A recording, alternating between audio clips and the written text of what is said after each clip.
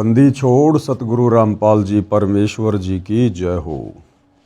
परमपिता परमात्मा सारी सृष्टि के रचनहार कुल मालिक असंख्य ब्रह्मांडों के स्वामी जगत गुरु तीनों लोकों में प्रवेश करके सबका धारण पोषण करने वाले राजाधीराज आत्माधार नाथों के नाथ देवों के देव महादेव सर्वेश्वर महेश्वर मृत्युंजय अजरो अमर आदि अनादि सनातनी प्रभु जगत पिता जगदीश्वर श्री श्री 1008 की उपाधि के वास्तविक अधिकारी अकाल मूर्त सौद स्वरूपी राम वासुदेव सर्वगतम ब्रह्म परम पूज्य प्रथम पूज्य परम संत परम पुरुष परम धनी परम दयालु सत्य कबीर हक्का कबीर अल्लाहु कबीर अल्लाहु अकबर बाखबर अल्लाह ताला जगत के तारणहार जगत के मुक्तिदाता जगत के जगन्नाथ हारे के सहारे हिंदुओं के राम मुसलमानों के अल्लाह सिखों के वाहिगुरु ईसाइयों के मसीह दया के सागर दया निधि करुणा के सागर करुणा निधि स्वयंभू परिभू संकट मोचन कष्ट हरण मंगल करण दुख भंजन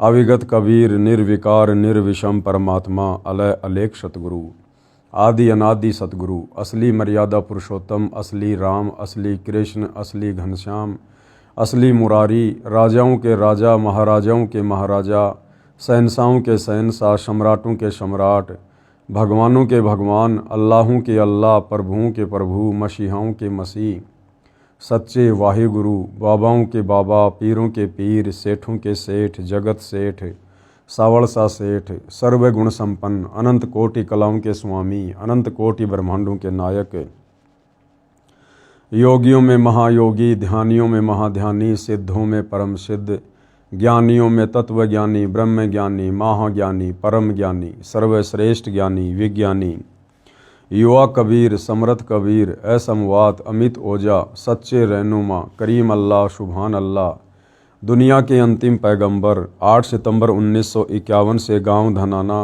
जिला सोनीपत हरियाणा भारतवर्ष की पावन भूमि पे प्रकट रियल कल की भगवान श्री नारायण साकार हरि श्री बाबा साहिब नूर अनंत परमात्मा सच्चे दरवेश सच्चे बाखबर संत श्रोमणी सतगुरु रामपाल जी परमेश्वर जी के चरण कमल में साध संगति से जुड़े हुए देश विदेश से आप और हम सभी सत्सेवक भाई बहनों का अनंत कोटि दंडवत प्रणाम। सत्साई भाई और बहनों, बहुत बड़ी दया बहुत बड़ी मेहर पूज्य गुरुदेव भगवान की परमेश्वर रामपाल जी की, जिनके शुभ आशीर्वाद से विशेषकर हिंदू समाज से जुड़े हुए श्रद्धालुओं को भाई बहनों को हिंदू धर्म के विषय में सनातन के विषय में हिंदू शास्त्रों के विषय में बहुत ही अच्छी और गहरी जानकारियां प्राप्त हो रही हैं। भाई और बहनों, ये पवित्र पुस्तक हिंदू साहिबान नहीं समझे गीता वेद पुराण सतगुरु रामपाल जी ने अपने कर कमल से लिखकर विश्व के मानव पर एक बहुत बड़ा उपकार किया है। विशेषकर हिंदू समाज से जुड़े भाई बहनों को अध्यात्म के विषय में इस पुस्तक को पढ़कर समझकर बहुत कुछ जानने को मिलेगा। तो भाई और बहनों, इसी पुस्तक पर आज हमारा 6 नंबर का वीडियो है। प्रत्येक वीडियो में गुरुदेव के आशीर्वाद से हमें बहुत गहरी जानकारी प्राप्त हो रही है। आज के वीडियो में परमेश्वर हमें इस पुस्तक में लिखकर समझा रहे हैं कि किस प्रकार से जैन धर्म के प्रथम तीर्थकर ऋषभ देव जी ने सतयुग में अपने पिता अंतिम कुलकर नाभिराज के बाद शास्त्र विरुद्ध साधना वेद विरुद्ध साधना करनी प्रारंभ कर दी थी। और ऋषभ देव जी ने वेद विरुद्ध साधना के बाद जो प्रथम नाम उपदेश दिया था वो अपने पौत्र मारीची को दिया था। और वही मारीची वाली आत्मा आगे चलकर जैन धर्म में 24वां तीर्थकर महावीर जैन बना। यानी विचार करने की बात है कि ऋषभ देव जी से उपदेश प्राप्त करके मारीची वाली आत्मा आगे चलकर महावीर जैन बना। तो सोचिए, जब ऋषभ देव जी ने सतयुग में ही वेद विरुद्ध साधना प्रारंभ कर दी थी तो भला महावीर जैन के पास में कौन सी वेदों के अनुसार साधना रही होगी और कैसे महावीर जैन के बताए अनुसार साधना करके वर्तमान का जैन समाज सद्गति को प्राप्त हो सकता है।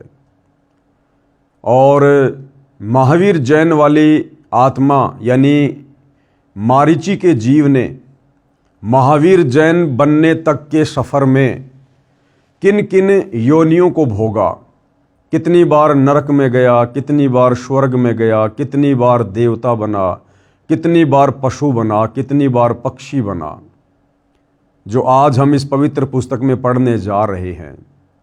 तो ये सारे प्रमाण अपनी आंखों से देखने के बाद हिंदू समाज व विशेषकर जैन समाज के भाई बहनों को विचार करना चाहिए और इस कलयुग की पिछली पीढ़ी में एक बार पुनः उसी वेद अनुकूल साधना की ओर सतगुरु रामपाल जी जो विश्व को लेकर जा रहे हैं, सबने विचार करके उनकी सत साधना को ग्रहण करके अपनी आत्मा का कल्याण करवाना चाहिए।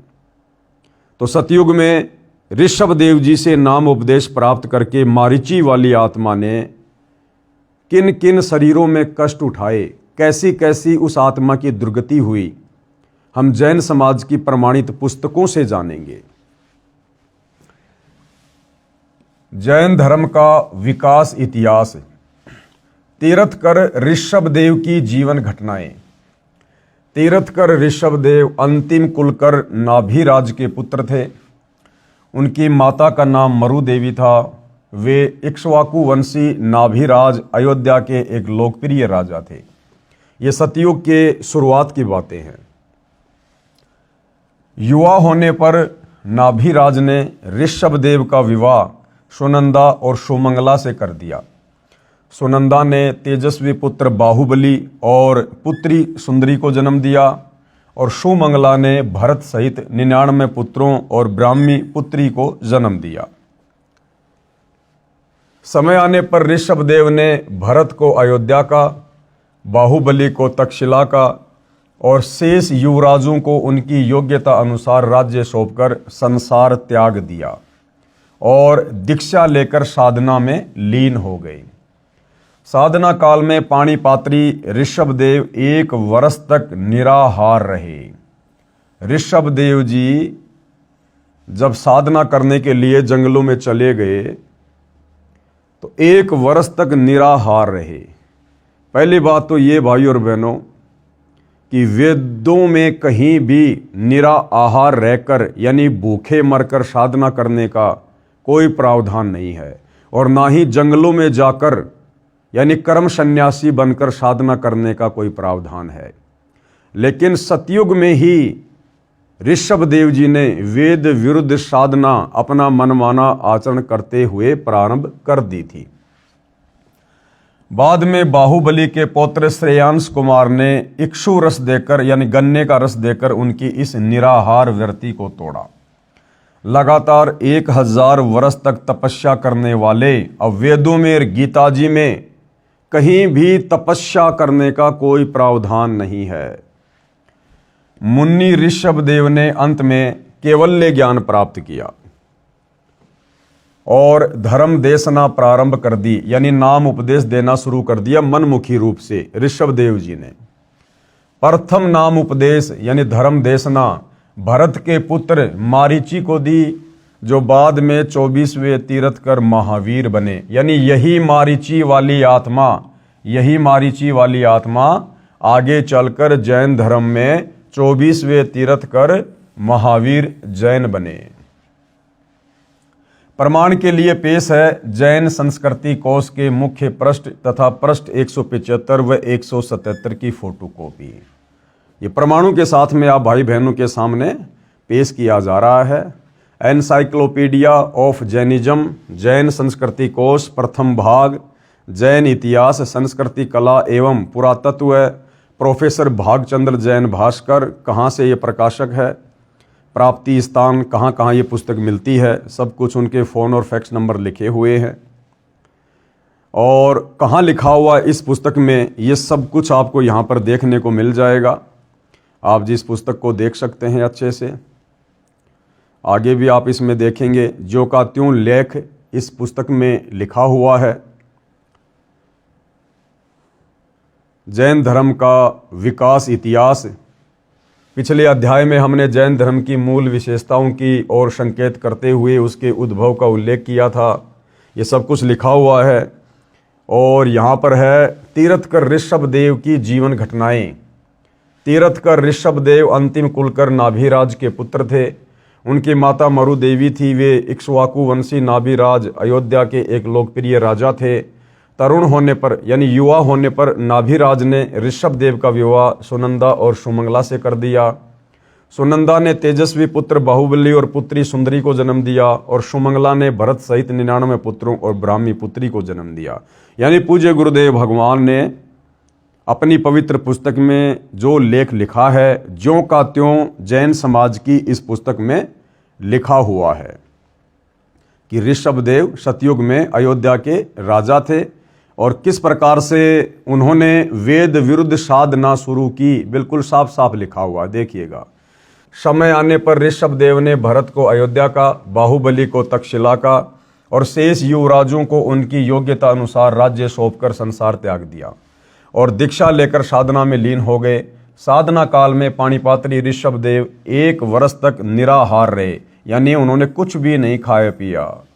बाद में बाहुबली के पौत्र श्रेयंस कुमार ने इक्षु रस देकर उनकी इस निराहार व्यर्ति को तोड़ा। लगातार 1000 वर्ष तक तपस्या करने वाले मुनि ऋषभदेव ने अंत में केवल्य ज्ञान प्राप्त किया और धर्म देशना प्रारंभ की। प्रथम धर्म देशना यानी नाम उपदेश भरत के पुत्र मारीची को दी, जो बाद में 24वें तीर्थकर महावीर जैन बने। ये सब कुछ जैन समाज की पुस्तकों में लिखा हुआ है। कहने का मतलब है कि जो बातें पूज्य गुरुदेव भगवान हमें इस पवित्र पुस्तक हिंदू साहिबान नहीं समझे, गीता वेद पुराण, इसमें जो लिखा है वो शब्दा शब्द सत्य है, किसी को किसी प्रकार की कोई शंका ना हो। अब हम अपने मुख्य पॉइंट पर आते हैं। हिंदू साहिबान नहीं समझे गीता वेद पुराण। वेदों वाली साधना यानी जो श्रीमद् भगवत गीता के रूप में द्वापर के अंत में बताई है, यह सतयुग के लगभग 1 लाख वर्ष बीत जाने पर नष्ट हो गई थी। यानी नाभिराज तक वेदों के अनुसार साधना हुआ करती थी, लेकिन नाभिराज के बाद उनके जो बेटे थे, जो पुत्र थे ऋषभदेव, उन्होंने फिर वेद विरुद्ध साधना करनी शुरू कर दी थी, मनमाना आचरण करना शुरू कर दिया था। यानी सनातन का धीरे धीरे पतन ऋषभदेव के बाद शुरू हो चुका था, यानी लुप्त हो गई थी। ऋषिजन व अन्य साधक मनमाना आचरण करने लग गए थे, जो गीता अध्याय 16 श्लोक 23 में व्यर्थ कहा है। इसका प्रमाण है राजा ऋषभदेव व मरीचि। राजा नाभिराज के पुत्र राजा ऋषभदेव राज त्याग कर मनमाना आचरण करने लगे।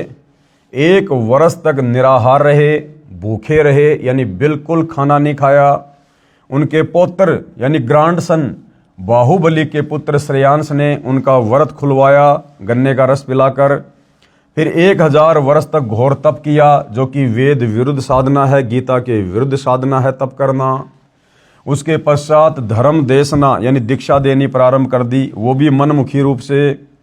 धर्म देशना अपने पुत्र भरत के पुत्र मारीची को दी और यही मारीची आगे चलकर महावीर जैन बने। यही मारीची वाली आत्मा जैन धर्म के 24वें तीर्थकर महावीर वर्धमान हुए। ऋषभदेव जी 1 वर्ष निराहार रहे, फिर जंगल में जाकर 1000 वर्ष तक तप किया। जंगल में जाकर 1000 साल तक तप किया। मारीची ने वही साधना की जो उसके गुरु व दादाजी ऋषभदेव ने स्वयं की थी, यानी ऋषभदेव जी ने वेद विरुद्ध साधना की थी और वही साधना उसके पुत्र मारीची ने शुरू कर दी तथा वही मारीची को बताई थी।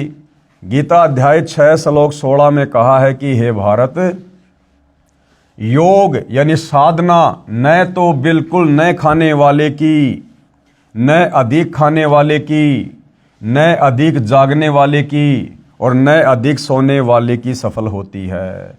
अब भाइयों और बहनों, गीता का ज्ञान देने वाला भगवान ये ब्रह्म गीता जी में क्या कह रहा है अर्जुन को कि हे अर्जुन, जो व्यक्ति बिल्कुल भी भोजन नहीं करता है और भक्ति भी करता है, उसकी भक्ति साधना कभी सफल नहीं होती।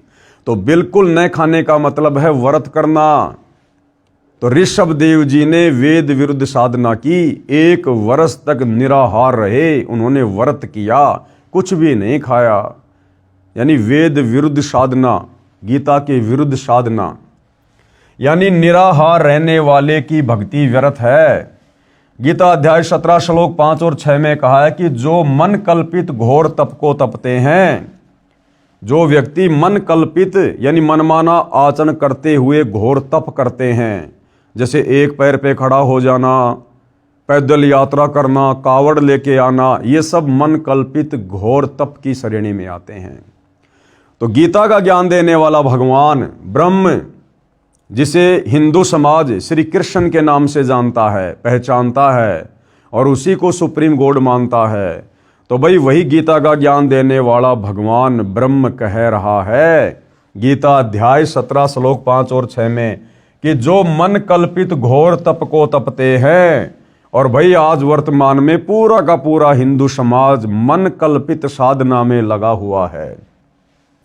वे शरीर में स्थान स्थान पर विराजमान शक्तियों व अन्य जीवों को, जो शरीर में जीवाणु हैं, उनको तथा मुझे दुखी करने वाले हैं, पीड़ा देने वाले हैं, उनको असुर स्वभाव के जान, यानी उनको राक्षस प्रवृत्ति के जान।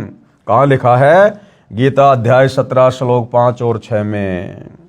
अब निष्कर्ष क्या दे रहे हैं पूज्य गुरुदेव भगवान? निष्कर्ष, श्री ऋषभ देव जी, उसके पौत्र व शिष्य मारीची ने भी ऐसी साधना की, यानी गीता के विरुद्ध साधना, वेदों के विरुद्ध साधना, जिस कारण से मारीची के जीव ने, यानी मारीची वाली आत्मा ने, महावीर जैन तक के जीवन के बीच के जन्मों में जो लाभ व हानि हुई वह संक्षिप्त में इस प्रकार है। यानी ऋषभ देव जी का अनुसरण करने के कारण मारीची वाली आत्मा ने भी आजीवन वेद विरुद्ध साधना की। और मारीची से लेकर, यानी मारीची हुए थे सतयुग में, और मारीची से लेकर महावीर जैन तक का सफर उसी आत्मा का।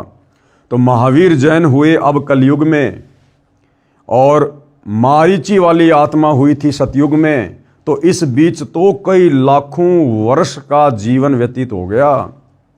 तो मारीची वाली आत्मा जो सतयुग में थी उस समय से लेकर और महावीर जैन तक के जीव का सफर जो उसने तय किया उस आत्मा ने, इस दौरान उस वेद विरुद्ध साधना के करने के चलते उस मारीची वाली आत्मा ने कितने शरीर धारण किए, कैसी कैसी योनियां धारण की, कैसे कैसे कष्ट उठाए उस वेद विरुद्ध साधना के करने के चलते।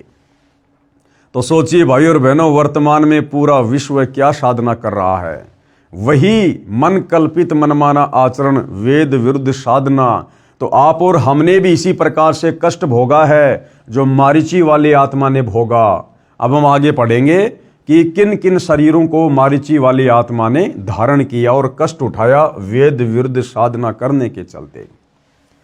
कभी भीलों के राजा का जन्म जिया, यानी जंगलों में भटका, शिकार किया, कच्चे जानवर खाए।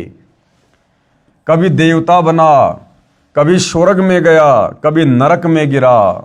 60 करोड़ बार गधा बना। वो महावीर जैन वाली आत्मा जो सतयुग में मारीची था, 60 करोड़ बार गधा बना वेदों के विरुद्ध साधना करने के चलते, जो साधना आज पूरा विश्व कर रहा है। 60 करोड़ बार गधा बना, 30 करोड़ बार कुत्ता बना, 20 करोड़ बार बिल्ली का जीवन पाया, स्त्री भी बना, नपुंसक हजारों बार बना। फिर महावीर वर्धमान जैन का जन्म हुआ और आगे चलकर फिर वो महावीर भगवान बना। महावीर वर्धमान ने 363 पाखंड मत चलाए। एक तो भाइयों और बहनों वो मारीची वाली आत्मा महावीर जैन वैसे ही वेद विरुद्ध साधना कर रही थी, और महावीर जैन का जन्म प्राप्त करके और उसने 363 पाखंड मत शुरू कर दिए। तो सोचिए आज का जैन समाज क्या साधना कर रहा है। महावीर वर्धमान ने 363 पाखंड मत चलाए, जिनका पालन वर्तमान में जैन समाज कर रहा है। अधिक जानकारी के लिए पढ़िए फोटोकॉपी में निम्न पुस्तक का आंशिक लेख। अब भाइयों और बहनों, ये बातें हमारे गले कैसे उतरे कि महावीर जैन वाली आत्मा भी 60 करोड़ बार गधा बना, 30 करोड़ बार कुत्ता बना, 20 करोड़ बार बिल्ली बना, नपुंसक बना, पेड़ पौधे की योनियों में गया, फिर कभी बीच बीच में देवता बना, कभी उसका गर्भ में जो है मृत्यु हुई, वो वेद विरुद्ध साधना करने के चलते। तो अगर आपको ये प्रमाण दिखा दिए जाएं जैन समाज के विद्वानों के द्वारा लिखी जैन समाज की पुस्तकों में, उसके बाद तो भगत समाज को कोई संदेह नहीं होना चाहिए कि भैया फिर हमारी क्या औकात है। जो अपने आप को भगवान कहलाकर चले गए, उन्होंने भी गधे कुत्ते सूअर की योनियां भोगी हैं वेद विरुद्ध साधना करने के चलते। तो हम जैसे दो कौड़ी के जीवों की भला क्या औकात, यदि हमने आज वर्तमान में तत्वदर्शी संत सतगुरु रामपाल जी के बताए अनुसार वेद अनुकूल साधना प्रारंभ नहीं की। तो भाइयों और बहनों, ये पुस्तक है, पुस्तक आओ जैन धर्म को जाने, जिसके लेखक हैं प्रवीण कुमार जैन MA शास्त्री, जम्बूद्वीप हस्तिनापुर। प्रकाशक हैं श्रीमती सुनीता जैन, जम्बूद्वीप हस्तिनापुर, मेरठ उत्तर प्रदेश। मुद्रक हैं Dhinendra Jain, new Rishabh offset printer Meerut. कृपया पढ़ें इस पुस्तक के पेज नंबर 293 से 296 की फोटोकॉपी। ये प्रमाण आप भाई बहनों की आंखों के सामने है। ये पुस्तक है आओ जैन धर्म को जाने, इसका पेज नंबर है 293। विशेष प्रकरण, यहाँ पर सब कुछ लिखा हुआ है। ये सवाल है कि श्री महावीर भगवान के अन्य कौन कौन से नाम हैं। उत्तर है अन्य 5 नाम है वीर, अतिवीर, सन्मति, महावीर एवं वर्धमान। इस प्रकार के बहुत सारे सवाल जवाब हैं। हम अपने मुख्य पॉइंट पर चलते हैं, पेज नंबर 294 पर। यह आ गया भाइयों और बहनों पेज नंबर 294। पुस्तक है आओ जैन धर्म को जाने। इसमें यह प्रश्न है कि श्री महावीर भगवान के जीवन का कथन कहाँ से प्रारंभ हुआ। यानी महावीर भगवान जो जैनियों के 24वें तीर्थ कर रहे हैं, उनकी आत्मा की शुरुआत कहाँ से हुई। उत्तर पुरूरवा नामक भील की पर्याय से। प्रश्न, पुरूरवा भील कौन था और उसने क्या किया। उत्तर, पुष्कलावती देश की पुंडरी किरणी नगरी में वह भीलों का राजा था। उसने सागर सैन मुनिराज से मध्य मास मधु का त्याग व्रत लिया था, जिसे जीवन पर्यंत पालन किया। ठीक है, आगे फिर मारीची वाली आत्मा कहाँ गई। प्रश्न, श्री महावीर भगवान का जीव पुरूरवा भील की पर्याय से कहाँ गया। उत्तर, पहले 100 धर्म स्वर्ग में 1 सागर की आयु वाला देव हुआ। प्रश्न, पहले स्वर्ग के बाद श्री महावीर भगवान का जीव किस पर्याय में गया। उत्तर, भरत चक्रवर्ती की रानी अनंतमती से मारीची नामक ज्येष्ठ पुत्र हुआ। यानी सतयुग में फिर इसका जन्म हुआ भाई और बहनों, राजा ऋषभ राज के पोते के रूप में। फिर क्या हुआ। प्रश्न, मारीची की पर्याय से यानी मारीची के शरीर से महावीर भगवान का जीव किस पर्याय में गया। उत्तर, ब्रह्म स्वर्ग में देव हुआ। अब सतयुग से महावीर जैन के जीव की यात्रा शुरू होती है। यानी मारीची ने, जो कि आगे चलकर महावीर जैन बना, तो मारीची ने सतयुग में अपने दादा ऋषभ देव से नाम उपदेश लिया और भक्ति शुरू की। और ऋषभ देव से नाम लेकर उसने भक्ति शुरू की, तो मरने के बाद उसका जीव कहाँ गया। ब्रह्म स्वर्ग में देव हुआ। प्रश्न, ब्रह्म स्वर्ग के बाद श्री महावीर भगवान का जीव किस पर्याय में, यह पर्याय का मतलब होता है शरीर, कौन से शरीर में गया। उत्तर, अयोध्या नगरी में कपिल ब्राह्मण की काली स्त्री से जटिल नाम का पुत्र हुआ। फिर प्रश्न है, जटिल की पर्याय से यानी शरीर से श्री महावीर भगवान का जीव किस पर्याय यानी शरीर में गया। उत्तर मिला, 100 धर्म स्वर्ग में 1 सागर की आयु वाला देव हुआ। आगे प्रश्न किया है, 100 धर्म स्वर्ग से निकलकर श्री महावीर भगवान का जीव किस पर्याय में गया। उत्तर, इसी भरत क्षेत्र में सुतिका नामक गांव में अग्निभूत ब्राह्मण की गौतम स्त्री से अग्निशय नामक पुत्र हुआ। आगे प्रश्न किया है, अग्निशय की पर्याय से श्री महावीर भगवान का जीव किस पर्याय में गया? उत्तर मिला स्वर्ग में गया। प्रश्न, स्वर्ग की पर्याय से श्री महावीर भगवान का जीव किस पर्याय में गया? उत्तर, भरत क्षेत्र के मंदिर नामक ग्राम में गौतम ब्राह्मण की कौशिकी पत्नी से अग्निमित्र नाम का पुत्र हुआ। यानी मारीची वाली आत्मा के बार बार जन्म होते आ रहे हैं, मोक्ष नहीं हुआ, बार बार जन्म और मृत्यु होती आ रही है। जैसे कि गीता का ज्ञान देने वाले ब्रह्म ने गीता में पहले ही कहा है कि अर्जुन, तेरे और मेरे बहुत जन्म हो चुके हैं, तू और मैं और ये राजा लोग पहले भी थे, आज भी हैं और आगे भी होंगे। यानी ब्रह्म की साधना करते करते ये जीव कभी भी पूर्ण मुक्ति को प्राप्त नहीं हो सकता, जन्म और मरण के चक्कर से पीछा नहीं छुड़वा सकता। प्रश्न, अग्निमित्र की पर्याय से श्री महावीर भगवान का जीव कहाँ गया? उत्तर मिला महेंद्र स्वर्ग में गया। प्रश्न, महेंद्र स्वर्ग से श्री महावीर भगवान का जीव कहाँ गया? उत्तर, मंदिर नगर में सालकाय ब्राह्मण की पत्नी से भारद्वाज नाम का पुत्र हुआ। प्रश्न, भारद्वाज की पर्याय से महावीर भगवान का जीव कहाँ गया? उत्तर मिला महेंद्र स्वर्ग में गया। प्रश्न, महेंद्र स्वर्ग से महावीर भगवान का जीव कहाँ गया? उत्तर है इतर निगोद में एक सागर की आयु वाला निगोदिया जीव हुआ। फिर सवाल है, निगोद से निकलकर श्री महावीर भगवान का जीव कहाँ गया? उत्तर, अनेकों भव धारण किए जो इस प्रकार हैं। अब देखो भाई और बहनों, कितनी दुर्गति हुई इस मारीची वाली आत्मा की, जो आगे चलकर भगवान जैन बना, महावीर जैन बना। निगोद से निकलकर श्री महावीर भगवान का जीव कहाँ गया? अब देखिए भाई और बहनों, वेद विरुद्ध साधना करने का नतीजा, राजा ऋषभदेव से उपदेश लेकर वेद विरुद्ध साधना करने का परिणाम, नतीजा। जो वेद विरुद्ध साधना वर्तमान में पूरा विश्व कर रहा है, सतगुरु रामपाल जी के भक्तों को छोड़कर। अनेकों भाव धारण किए, यानी अनेकों शरीर धारण किए उस मारीची वाली आत्मा ने, भगवान महावीर के जीव ने। 1000 आक वर्ष के भाव, 1000 बातों आक के वृक्ष के जीवन धारण किए। 80,000 सीप के भाव, सीप जो समुद्र में होती है, 80,000 बार सीप के शरीर धारण किए। 20,000 नीम वृक्ष के भाव, 20,000 बार नीम का वृक्ष बना, पेड़ बना। 90,000 बार केली वृक्ष के भाव, 90,000 बार केले के वृक्ष के शरीर धारण किए, यानी पेड़ बना।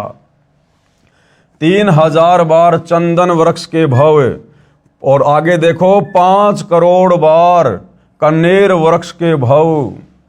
60,000 बार वैश्या के भाव, 60,000 बार वैश्या के भाव।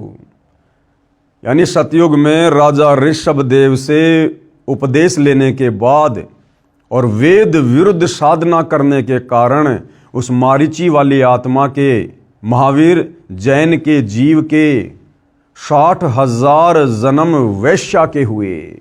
और वैश्या बनकर भाई और बहनों कुकर्म करके, व्यभिचार करके अपने कितने कर्म फोड़े उस जीव ने। यह है वेद विरुद्ध साधना का परिणाम। 60,000 बार वैश्या के भाव, 5 करोड़ बार शिकारी के भाव, 5 करोड़ बार शिकारी बना। अब शिकारी तो भाई और बहनों एक जीवन में ही लाखों जीवों की हत्या करके अनगिनत पाप अपने सिर पर रख लेता है। और वो मारीची वाली आत्मा वेद विरुद्ध साधना करने के कारण, गीता विरुद्ध साधना करने के कारण, शास्त्रों के विरुद्ध साधना करने के कारण, तत्वदर्शी संत के अभाव में 5 करोड़ बार शिकारी के जीवन भोगे। 20 करोड़ बार हाथी के भाव, वो मारीची वाली आत्मा 20 करोड़ बार हाथी बना, 20 करोड़ बार। 60 करोड़ बार गधे के भाव। अब जैनियों का भगवान महावीर, वही आत्मा मारीची वाली 60 करोड़ बार गधे के जीवन भोगे, गधे के 60 करोड़ बार गधे के भाव। अब गधे का तो भाई और बहनों एक जीवन ही बड़ा विचलित कर देने वाला है। गधे की क्या दुर्गति होती है। सारा दिन उसका मालिक कमर तोड़ मेहनत करवाता है और उसको घर पर खाने को भी कुछ नहीं देता है, कान पकड़ के घर से बाहर कर देता है। बाहर वो गधा उन कुर्डियों पर वो गंदगी खाता हुआ फिरता है। गधे की कमर में जख्म हो जाता है इतना सामान ढोने के कारण, और फिर कौवा उसकी पीठ पर बैठकर उसके मांस को नोचता है। वो जीव कितना दुखी होता है। और 60 करोड़ बार गधा बना महावीर जैन का जीव, वो मारीची वाली आत्मा। क्यों? वेद विरुद्ध साधना करने के कारण, मनमानी पूजा पाठ साधना करने के कारण। भाई और बहनों, वर्तमान का हिंदू समाज क्या कर रहा है? टोटली वेद विरुद्ध साधना, पूरा विश्व है। इसीलिए तो 84 लाख योनियों में गधे, कुत्ते, सूअर, इन पशु पक्षियों की, कीट पतंगों की इतनी ज्यादा संख्या हो गई है। वेद विरुद्ध साधना करने के कारण और उल्टे सीधे कर्म कुकर्म व्यसन करने के कारण सूअर के जन्म, कुत्ते के जन्म, एक कुतिया एक बार में 8-8, 10-10 बच्चों को जन्म देती है। एक सूअरी एक बार में 12-12 बच्चों को जन्म देती है। क्यों? क्योंकि पूरी दुनिया लाखों वर्षों से वेद विरुद्ध साधना करती हुई आ रही है, जिस कारण से परिणाम स्वरूप उस कर्म का फल तो भोगना पड़ेगा। इन पशु योनियों में तो जाना पड़ेगा। तो भाई और बहनों, ये परिणाम है वेद विरुद्ध साधना का। आज हम भले ही सतगुरु रामपाल जी की शरण में आ गए और यदि मर्यादा में रहकर भक्ति करते रहे तो निकट भविष्य में अपनी आत्मा का कल्याण करवा लेंगे। हम इस प्रकार से पुनः दुर्गति को प्राप्त नहीं होंगे। लेकिन भाई और बहनों, सतगुरुदेव भगवान के मिलने और उनकी सत्साधना के मिलने से पहले आप और हम सभी भाई बहनों के असंख्यों बार, करोड़ों बार इसी प्रकार से गधे, कुत्ते, सूअर, कीट पतंग, हाथी, शेर, सूअर, ये सारे जन्म हम लोग भोग चुके हैं। इन कष्टों को हमने झेला है, सहन किया है। इसलिए भाई और बहनों, अब हमने दृढ़ता के साथ उस वेद विरुद्ध साधना को त्याग कर सतगुरु रामपाल जी के द्वारा जो शास्त्र विरुद्ध साधना बताई जा रही है, हमने विशेष मर्यादाओं में रहकर इस साधना पर अंतिम समय और श्वास तक दृढ़ रहना है। तो मारीची वाली आत्मा ने क्या क्या शरीर भोगे? 20 करोड़ बार हाथी के भाव, 60 करोड़ बार गधे के भाव, 30 करोड़ बार कुत्ते के भाव। अब भाई और बहनों, यदि हम कुत्ते के एक जीवन पर गहनता से नजर डालें तो बड़ा विचलित कर देने वाला दृश्य है। कुत्ता पूरी रात भौंकेगा क्योंकि उसकी गंदी आदत है, उसका स्वभाव ही ऐसा है। सुबह उसको तेज की भूख लगेगी, भोजन के लिए घर घर जाएगा। कहीं उसको टूक मिलेंगे तो कहीं उसको जूत मिलेंगे। मान लो किसी भगवान आत्मा ने एक टुकड़ा डाल दिया, अब एक टुकड़े से उस भूखे कुत्ते की भूख शांत नहीं होती और ज्यादा बढ़ जाती है। और एक टुकड़ा भी जमीन में डाल दिया जाता है, साथ में 10 ग्राम मिट्टी खाएगा। फिर भाई और बहनों, दूसरे घर में जाएगा, वहां उसका सौभाग्य या दुर्भाग्य, उसको रोटी का टुकड़ा मिले या उसको डंडा मिले। किसी ने डंडा मार दिया, सीधा खेतों में जाएगा, वहां पर वो लैट्रिन खाएगा, गोबर खाएगा। कुत्ते आपस में लड़ते हैं, झगड़ते हैं, एक दूसरे का शरीर फाड़ देते हैं, उसमें कीड़े पड़ जाते हैं, जख्म हो जाता है, कुत्ते को खुजली लग जाती है, एक्सीडेंट में पैर टूट जाता है, कमर टूट जाती है। और कितनी दुर्गति से भाई और बहनों वो कुत्ता अपना जीवन पूरा कर पाता है। ना समय पे खाना, ना पीना, ना ढंग से सोना, कैसी दुर्गति है उसकी। अब ना उसके पास कोई परिवार है, ना कोई जमीन है, ना फार्म हाउस है, ना कोई बिजनेस कर सकता है, ना अपनी दुख तकलीफ पीड़ा बोलकर किसी को बता सकता है। और मारीची वाली आत्मा ने, महावीर जैन के जीव ने कितनी बार कुत्ते के शरीर धारण किए? 30 करोड़ बार।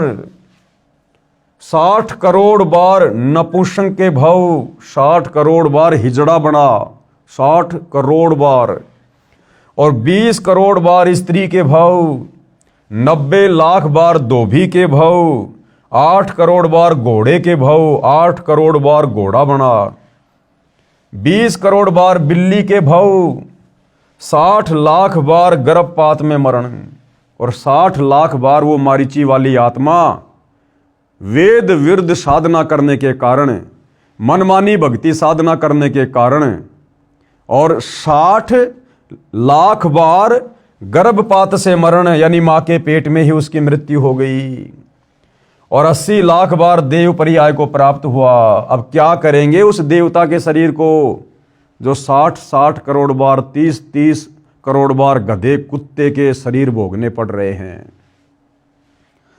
तो भाई और बहनों, ये दुर्गति हुई उस आत्मा की जिसने वेद विरुद्ध साधना की, और आज वही वेद विरुद्ध साधना पूरा विश्व कर रहा है। तो आगे क्या दुर्गति होगी, ये प्रमाण आप जियों की आंखों के सामने है। उपरोक्त बहुओं को प्राप्त करने के बाद, यानी उपरोक्त सारे शरीर भोगने के बाद गधे कुत्ते के, श्री महावीर भगवान ने किस पर्याय को प्राप्त किया? उत्तर राजगृह नगर में सथावर नाम का ब्राह्मण हुआ। प्रश्न, सथावर की पर्याय से श्री महावीर भगवान का जीव कहाँ गया? उत्तर महेंद्र स्वर्ग में 7 सागर की आयु वाला देव हुआ।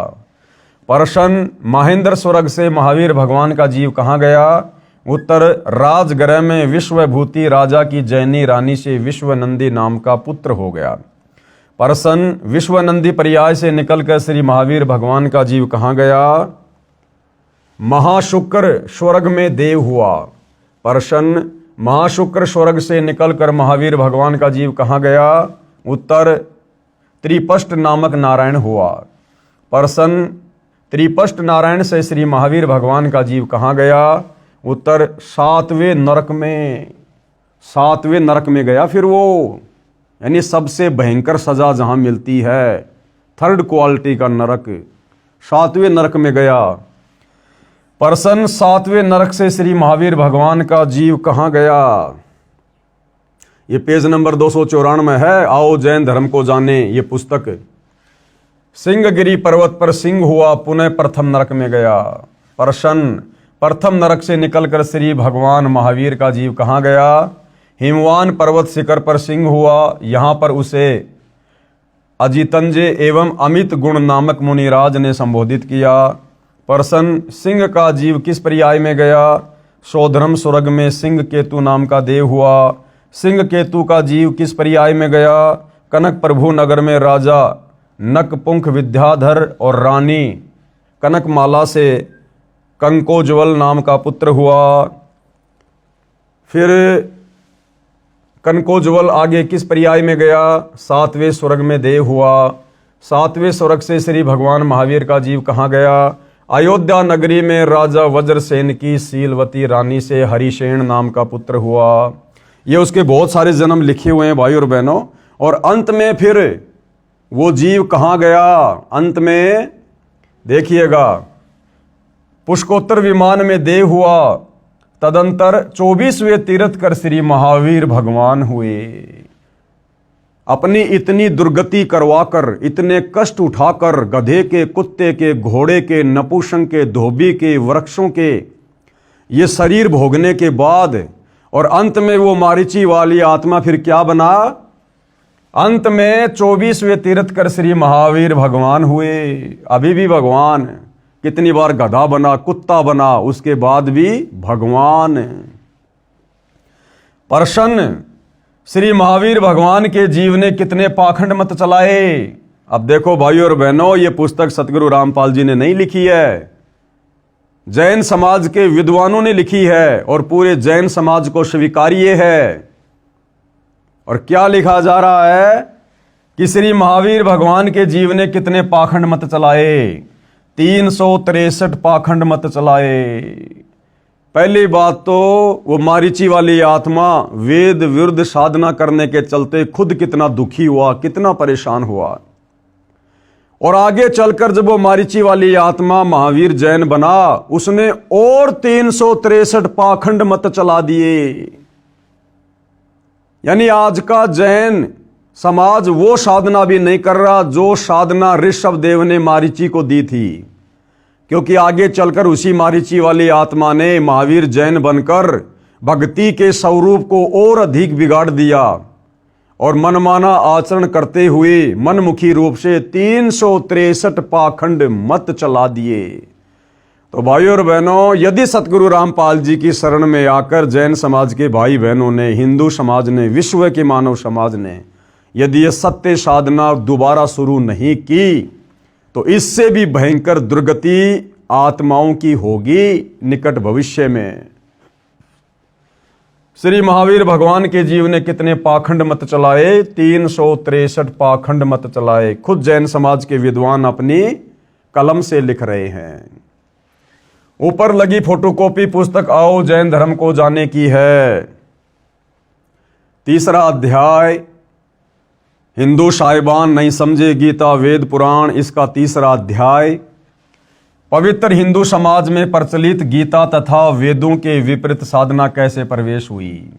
अब देखो भाइयों और बहनों, बार बार गुरुदेव भगवान जोर देकर हमें यही समझाना चाह रहे हैं कि भाई ये वेद विरुद्ध साधना, सनातन विरुद्ध साधना, ये कब शुरू हुई, कैसे शुरू हुई? क्योंकि भाइयों और बहनों, जब तक ये सच्चाई हमारे हृदय में प्रवेश नहीं करेगी, हमारा मन इन बुराइयों को छोड़ने से पीछे नहीं हटेगा, ये वेद विरुद्ध साधना से हटने को पीछे नहीं होगा। इसलिए हमने बारंबार इस सच्चाई को पढ़ना पड़ेगा, अपने हृदय में जमाना पड़ेगा कि पवित्र हिंदू समाज में यानी सनातन धर्म में ये वेद विरुद्ध और गीता विरुद्ध साधना कैसे प्रचलन में आई, कैसे भक्ति का स्वरूप बिगड़ा। चारों वेदों ऋग्वेद, यजुर्वेद, सामवेद तथा अथर्ववेद को हिंदू समाज दिल से मानता है। यानी हिंदू तो विशेषकर वेदों को अपने सदग्रंथ मानते हैं कि इनमें परमात्मा की महिमा की जानकारी तथा साधना यानी भक्ति की जानकारी भी सत्य है। यह भी मानता है कि श्रीमद् भगवद गीता चारों वेदों का सार है और संक्षिप्त रूप है। वेदों को ठीक ठीक से हिंदू नहीं समझ सके। कारण यह था कि वेदों का ज्ञान राजा नाभिराज यानी ऋषभ देव के पिता के बाद नष्ट हो गया था। यानी सतयुग 1 लाख वर्ष बीतने के बाद धीरे धीरे ऋषभ देव के बाद वेद विरुद्ध साधना शुरू हो चुकी थी। वेद ज्ञान धीरे धीरे नष्ट होना, लुप्त होना शुरू हो चुका था। उस समय सतयुग लगभग 1 लाख वर्ष ही बीता था। यानी नाभिराज के बाद जब राजा ऋषभ देव अयोध्या के राजा बने, उस समय तक सतयुग केवल 1 लाख वर्ष ही बीता था, जो कि सतयुग की कुल उम्र 17,28,000 वर्ष थी। ऋषिजन एक दूसरे से सुनकर या देखकर शास्त्र विधि त्याग कर मनमाना आचरण करने लगे, जिसका प्रत्यक्ष प्रमाण ऊपर ऋषभ देव जी तथा मरीचि यानी महावीर जैन की क्रियाओं और उपलब्धि व दुर्गति के प्रकरण में है। गीता अध्याय 6 श्लोक नंबर 16 में कहा है, गीता ज्ञान देने वाले भगवान ब्रह्म ने क्या कहा? हे अर्जुन, यह योग यानी साधना न तो बहुत खाने वाले का यानी व्रत रखने वाले का, भूखे रहने वाले का, जैसा कि ऋषभ देव ने 1 वर्ष तक निराहार रहकर भक्ति की जो वेद विरुद्ध थी। तो गीता का ज्ञान देने वाला भगवान अर्जुन को कह रहा कि हे अर्जुन, यह योग यानी भक्ति साधना न तो बहुत खाने वाले का और न बिल्कुल न खाने वाले का, यानी निराहार रहना, व्रत करना, यानी निराहार भूखा रहने वाले का, न अधिक सोने वाले का तथा न अधिक जागने वाले का सिद्ध होता है। इससे सिद्ध हो जाता है कि ऋषभ देव जी ने व मरीचि ने शास्त्र विधि त्याग कर मनमाना आचरण किया, जिस कारण से उनकी साधना यानी भक्ति व्यर्थ थी, यूजलेस थी, बेकार थी। वो साधना जिन्हें हम बहुत बड़े ऋषि संत महात्मा मानकर बड़े सम्मान वाली दृष्टि से देख रहे थे, जैन समाज के लोग कहते हैं हमारे प्रथम तीर्थकर ऋषभ देव जी, उनके समान ज्ञान किसी को नहीं, उनके समान कोई भक्ति नहीं कर सकता। अरे उनसे भी गिरी हुई भक्ति आज पूरा संसार कर रहा है, पूरी दुनिया कर रही है मेरे भाई। क्योंकि ऋषभ देव जी ने अपने जीवन काल में वेद विरुद्ध साधना शुरू कर दी थी और मारीची ने भी उसी साधना को ग्रहण किया और वही मारीची वाली आत्मा आगे चलकर जैन धर्म में 24वां तीर्थकर महावीर जैन बना। तो भाई ये साधना तो आज पूरा विश्व कर रहा है, जो साधना सतयुग में ऋषभ देव ने शुरू की थी। यही साधना यानी व्रत करना, तप करना, हठ योग करना, तीर्थ भ्रमण करना, भूत पूजा, पितर पूजा यानी अस्थियां चुनना, 13वीं महीना व बरसी बनाना, श्राद्ध करना, पिंड दान करना, देवी देवताओं की पूजा करना, पर भी लेना, चारों धामों की यात्रा करना, श्री रामचंद्र, श्री कृष्णचंद्र, श्री शंकर जी तथा श्री विष्णु जी आदि आदि देवताओं की पूजा वर्तमान में सारा हिंदू समाज कर रहा है, जो कि शास्त्र विधि त्याग कर मनमाना आचरण होने से पूर्ण रूप से विरत है। अब ये जितनी भी प्रकार की साधना है भाइयों और बहनों, ये सारी वेद विरुद्ध है, सारी साधना वेद विरुद्ध है। इन साधनाओं के करते रहने से जो दुर्गति मारीची वाली आत्मा की हुई, वही दुर्गति निकट भविष्य में इस प्रकार की साधना करने वाले विश्व के मानव समाज की निश्चित है। उसके बाद गीता अध्याय 4 श्लोक 1 व 2 को फिर पढ़ते हैं। अब ये ज्ञान धीरे धीरे कैसे सतयुग से लुप्त हो गया, कैसे वेद विरुद्ध साधना शुरू हो गई, ये गीता का ज्ञान देने वाला ब्रह्म गीता जी अध्याय 4 श्लोक नंबर 1 और 2 में समझा रहा है अर्जुन को। गीता ज्ञान देने वाले ने कहा है, मैंने यह योग यानी ये भक्ति साधना वेदों वाली यानी गीता वाला ज्ञान जो वेद ज्ञान है, कश्यप के पुत्र सूर्य को दिया था। सूर्य ने अपने पुत्र मनु को दिया, मनु ने अपने पुत्र इक्ष्वाकु को दिया सतयुग में, और इक्ष्वाकु ने अपने वंशजों यानी राजाओं को दिया। फिर इक्ष्वाकु वंशी अंतिम कुलकर राजा नाभिराज तक वेद ज्ञान के आधार से भक्ति रही। राजा नाभिराज का पुत्र ऋषभ देव हुआ। ऋषभ देव ने वेद विधि त्याग कर मनमाना आचरण करना शुरू किया। यानी सतयुग में राजा ऋषभ देव से ही वेद विरुद्ध साधना समाप्त होना शुरू हो चुकी थी।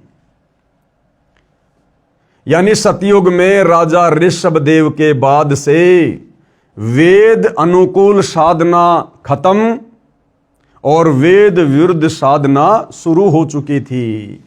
उसी समय से सब ऋषियों ने एक दूसरे को देख व सुनकर हठ योग व घोर तप किए जो शास्त्र विरुद्ध थे। उसी अनुभव से 18 पुराणों की रचना की गई।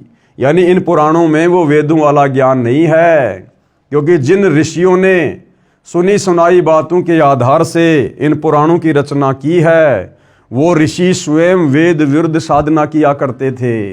तो भला उनके अनुभव और उनकी साधना उनके द्वारा लिखे पुराणों में हमें कहाँ से मिलेगी, जब वो ऋषि खुद ही वेदों के विरुद्ध साधना किया करते थे। गीता अध्याय 4 श्लोक 1 और 2 में यह भी स्पष्ट किया है, हे परंतप अर्जुन, ये योग यानी भक्ति, ये गीता वाला ज्ञान, ये वेदों वाला ज्ञान, गीता वाला ज्ञान बहुत काल से नष्ट हो चुका है। यानी सतयुग के 1 लाख वर्ष बाद से ये गीता और वेदों वाला ज्ञान नष्ट हो चुका है, लुप्त प्राय हो गया। अब निष्कर्ष क्या निकलता है इसका, इसके निष्कर्ष की ओर हम बढ़ेंगे। वेद ज्ञान का अभाव नाभिराज के बाद, यानी सतयुग में नाभिराज के समय तक भाई और बहनों वेदों के अनुसार साधना होती थी, लेकिन नाभिराज के बाद जब उनके पुत्र ऋषभ देव अयोध्या के राजा बने तो ऋषभ देव ने फिर मनमाना आचरण करना शुरू कर दिया था, वेद विरुद्ध भक्ति साधना करनी शुरू कर दी थी। वेद ज्ञान का अभाव नाभिराज के बाद सतयुग में हो गया था, यह ऊपर प्रमाणित कर दिया है। ऋषियों ने शास्त्र विधि त्याग कर यानी वेदों वाली साधना को त्याग कर अपनी इच्छा से मनमाना आचरण किया, यह अनुभव पुराणों में लिखा है और उन्हीं ऋषियों का अनुभव इन पुराणों में लिखा हुआ है। गीता अध्याय 16 श्लोक 23 और 24 में स्पष्ट किया है। अब गीता का ज्ञान देने वाला ब्रह्म गीता अध्याय 16 श्लोक नंबर 23 और 24 में क्या कह रहा है?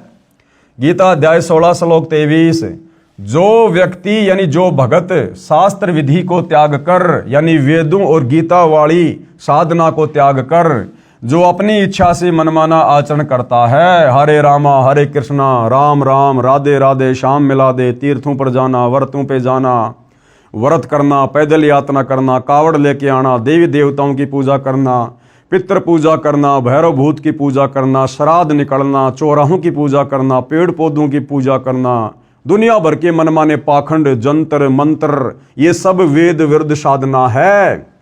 तो गीता ज्ञान देने वाला ये भगवान ब्रह्म गीता अध्याय 16 श्लोक 23 में अर्जुन से क्या कह रहा है कि जो व्यक्ति, जो साधक, जो भगत शास्त्र विधि को त्याग कर यानी वेद और गीता में लिखी सत्य साधना को त्याग कर जो अपनी इच्छा से मनमाना आचरण करता है, उसको न तो सुख प्राप्त होता है न सिद्धि प्राप्त होती है। जो कार्य सिद्ध करती है मोक्ष में सहयोगी होती है तथा न उसकी गति यानी मोक्ष होती है। अब बताओ, मारीची की गति नहीं हुई, वेद विरुद्ध साधना करने वाले मारीची की गति नहीं हुई। कितनी बार गधा बना, कितनी बार कुत्ता बना, कितनी बार बिल्ली बना, कैसे कैसे भाव में जाकर उसने कष्ट भोगे। ये गीता अध्याय 16 श्लोक 23 का निष्कर्ष है। अब गीता अध्याय 16 श्लोक 24 क्या कह रहा है कि फिर हमें क्या करना चाहिए? इससे तेरे लिए अर्जुन कर्तव्य यानी जो भक्ति कर्म करने योग्य हैं और अकर्तव्य जो भक्ति कर्म न करने योग्य हैं उसके लिए शास्त्र ही प्रमाण है कि भैया ये वेद और गीता ही प्रमाण है कि कौन सी भक्ति करनी चाहिए और कौन सी भक्ति नहीं करनी चाहिए। और गीता जी ने अपना निष्कर्ष बता दिया। गीता ज्ञान देने वाले ब्रह्म ने गीता अध्याय 4 श्लोक नंबर 34 में बता दिया कि अर्जुन, अगर तुझे पूर्ण मोक्ष प्राप्त करना है, शाश्वत स्थान सतलोक में जाना है, तो भाई उस तत्व ज्ञान की प्राप्ति के लिए, उस विशेष ज्ञान की प्राप्ति के लिए तू किसी तत्वदर्शी संत की खोज कर ले। और तत्वदर्शी संत के बताए अनुसार यदि तू सत भक्ति करेगा तो तेरी मुक्ति होगी, तो तेरा मोक्ष होगा। तो भाई और बहनों, वो तत्वदर्शी संत वर्तमान में पृथ्वी पर एकमात्र सतगुरु रामपाल जी हैं, जिनके पास वो तत्व ज्ञान है जिस तत्व ज्ञान के विषय में गीता बोलने वाले ब्रह्म ने अध्याय 4 श्लोक नंबर 34 में निर्देशित किया है। तो गीता अध्याय 16 श्लोक 24 में क्या कहा है कि इससे तेरे लिए अर्जुन कर्तव्य यानी जो भक्ति कर्म करने योग्य हैं और अकर्तव्य जो भक्ति कर्म न करने योग्य हैं, उन सब के लिए शास्त्र ही प्रमाण है। तो शास्त्रोक्त साधना कर यानी शास्त्र विधि के अनुसार साधना कर। ये गीता अध्याय 16 श्लोक 24 का निष्कर्ष है। अब गुरुदेव क्या कह रहे हैं? विशेष यानी इसमें विशेष बात क्या है? जब गीता का ज्ञान बताया गया उस समय द्वापर मात्र 100 वर्ष शेष था। यानी इस कलयुग की शुरुआत में केवल 100 वर्ष ही शेष थे, जिस समय महाभारत के युद्ध में कुरुक्षेत्र के मैदान में गीता जी का ज्ञान बोला गया था। ये वेदों वाला ज्ञान फिर से बोला गया था और ये वेदों के विपरीत साधना होती हुई आ रही है सतयुग से, लाखों वर्ष से। क्या कह रहे हैं गुरुदेव? जब गीता का ज्ञान बताया गया उस समय द्वापर युग मात्र 100 वर्ष बचा हुआ था समाप्त होने में। गणित की रीति से समझते हैं 4 युग हैं। सतयुग का कुल समय कितना होता है? 17,28,000 वर्ष। त्रेता युग का कुल समय कितना होता है? 12,96,000 वर्ष। फिर द्वापर युग का कुल समय कितना? 8,64,000 वर्ष। और इन सब का योग कितना हुआ? 38,880,000 वर्ष। जब गीता का ज्ञान बताया गया कब? द्वापर के अंत में। तब द्वापर मात्र 100 वर्ष शेष था, यानी द्वापर युग खत्म होने में केवल 100 वर्ष शेष था, बाकी द्वापर भी पूरा बीत चुका था। इसलिए सतयुग के प्रारंभ से यानी 38,08,800 प्लस ये इसमें -100 कर देंगे तो 38,87,900 वर्ष के बाद गीता का ज्ञान बताया गया। नाभिराज राजा का समय, नाभिराज राजा का समय सतयुग के प्रारंभ में रहा है और नाभिराज के बाद से ये वेदों के विपरीत भक्ति साधना शुरू हो गई थी। नाभिराज राजा का समय सतयुग के प्रारंभ में रहा है क्योंकि वह इक्ष्वाकु जी का परपौत्र था। मनु का जीवन काल सतयुग के प्रारंभ में रहा है। राजा इक्ष्वाकु मनु जी का पुत्र था। यदि नाभिराज तक 1,00,000 वर्ष सतयुग बीत गया माना जाए तो गीता का ज्ञान राजा नाभिराज जी से 37,87,900 वर्ष बाद कहा गया, द्वापर के अंत में, महाभारत के क्षेत्र में। सतयुग के 1,00,000 वर्ष के बाद से जो शास्त्र विधि त्याग कर मनमाना आचरण ऋषियों ने किया वह अनुभव पुराणों में भरा हुआ है। अंतिम कुलकर राजा नाभिराज के बाद से अयोध्या के राजा उसके पुत्र ऋषभदेव ने जो वेद विरुद्ध साधना शुरू कर दी थी, उसके बाद ऋषियों ने एक दूसरे की कही सुनी बातों के आधार से और अपनी भक्ति साधना के अनुभव के आधार से जो पुस्तकें लिखी उनको पुराण कहा जाता है, उपनिषद कहा जाता है। और भाइयों और बहनों, जो ज्ञान सतयुग की शुरुआत में समाप्त हो गया था ऋषभदेव के बाद, वेदों वाला ज्ञान, उसके बाद वही वेदों वाला ज्ञान दोबारा से 38 लाख और कुछ वर्षों के बाद द्वापर युग के अंत में गीता के रूप में फिर से सुनाया गया, फिर से बोला गया। तो इतने लंबे समय तक जो ये वेद ज्ञान लुप्त हो गया था, नष्ट हो गया था, और इस दौरान जितने भी साधु संत महात्मा ऋषि हुए हैं उन्होंने जो भी भक्ति करी, जो भी अपने अनुभव की पुस्तकें लिखी, वो सब वेद विरुद्ध थी। और उन्हीं को हमने पुराणों का नाम दिया है, उपनिषदों का नाम दिया है। तो भाइयों और बहनों, उन पुराणों में यानी 18 पुराणों में और उपनिषदों में और उन ऋषि महर्षियों के अनुभव की पुस्तकों में पूर्ण मुक्ति का मार्ग नहीं है, शास्त्र अनुकूल साधना का ज्ञान नहीं है। सतयुग के 1,00,000 वर्ष के बाद से जो शास्त्र विधि त्याग कर मनमाना आचरण ऋषियों ने किया वह अनुभव पुराणों में भरा हुआ है। इसलिए गीता ज्ञान देने वाले ने कहा है, इसलिए गीता का ज्ञान देने वाले काल ब्रह्म ने गीता अध्याय 4 श्लोक नंबर 1 और 2 में कहा है कि यह यथार्थ वेद ज्ञान लुप्त प्राय हो गया। इससे यह सिद्ध हुआ कि सतयुग के शुरू से 1,00,000 वर्ष बाद से गीता ज्ञान देने तक वेद ज्ञान लुप्त था और शास्त्र विरुद्ध साधना व कर्म कांड जो ऋषि करते करवाते थे वह पुराणों तथा उपनिषदों में भरा हुआ है। वह है हट करके कठोर तप करना, तीर्थों का भ्रमण करना, क्योंकि वो साधु संत महात्मा ऋषि वेदों के विरुद्ध यही कार्य किया करते थे। मठों में जाना, तीर्थों पे जाना, तपस्या करना, व्रत रखना। और हमने मान लिया कि इन साधु संत महात्मा ऋषियों को तो वेदों का ज्ञान होगा, ये बड़ी अच्छी संस्कृत बोलते हैं, तपस्या करते रहते हैं, जबकि उनकी सारी की सारी साधना मन कल्पित थी, शास्त्रों के विरुद्ध थी, वेदों के विरुद्ध थी। और उन्होंने अपना वो सारा का सारा अनुभव, वो आदि अधूरी साधना, मनमाना आचरण उन्होंने पुराणों के रूप में लिख कर छोड़ दिया आप और हमारी दुर्गति के लिए। वह पुराणों तथा उपनिषदों में भरा हुआ है। वह है हट करके कठोर तप करना, तीर्थों का भ्रमण, पितृ पूजा, भूत पूजा, कर्मकांड, देवताओं की पूजा, मूर्ति पूजा, शिवलिंग की पूजा, व्रत करना, श्राद्ध करना, पिंडदान करना तथा पर भी नहाना आदि आदि जो गीता में नहीं कहा है, अपितु गीता जी ने तो मना किया है। अब देखो क्या कह रहे हैं गुरुदेव भगवान कि भाई बड़े आश्चर्य की बात है कि गीता का ज्ञान पढ़कर भी पहले वाला अज्ञान घसीटा जा रहा है। यानी वर्तमान के हमारे धर्म गुरु धारा प्रवाह संस्कृत बोलने वाले आचार्य शंकराचार्य गीता जी को भी पढ़ रहे हैं और गीता जी भक्ति और भगवान के विषय में क्या बता रही है, और उसके बावजूद भी ये हमारे धर्म गुरु उसी मनमाने आचरण को खुद भी कर रहे हैं और आम समाज से भी करवा रहे हैं। तो भाइयों और बहनों, हमारे धर्म गुरुओं को शास्त्र अनुकूल साधना का बिल्कुल भी ज्ञान नहीं था और ना वर्तमान में है। अगर होता और पूरा समाज यदि शास्त्रों के अनुसार, गीता के अनुसार भक्ति साधना कर रहा होता तो सतगुरु रामपाल जी कहते हैं कि बच्चों फिर मैंने अपने सिर में दर्द करने की आवश्यकता नहीं थी।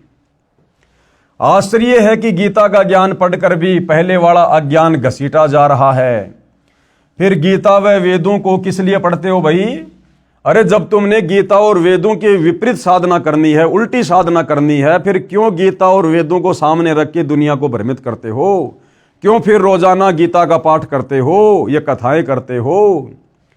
पढ़ते हैं श्रीमद् भगवद गीता और भक्ति कर्म गीता यानी वेदों के विपरीत कर रहे हैं।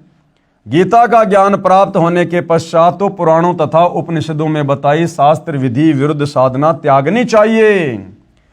अब कोई व्यक्ति हाथ में मानचित्र की पुस्तक लेके चल रहा है और मानचित्र कह रहा कि भैया अभी तू जयपुर में है, तेरे को जाना दिल्ली, दिल्ली के लिए ये रास्ता है।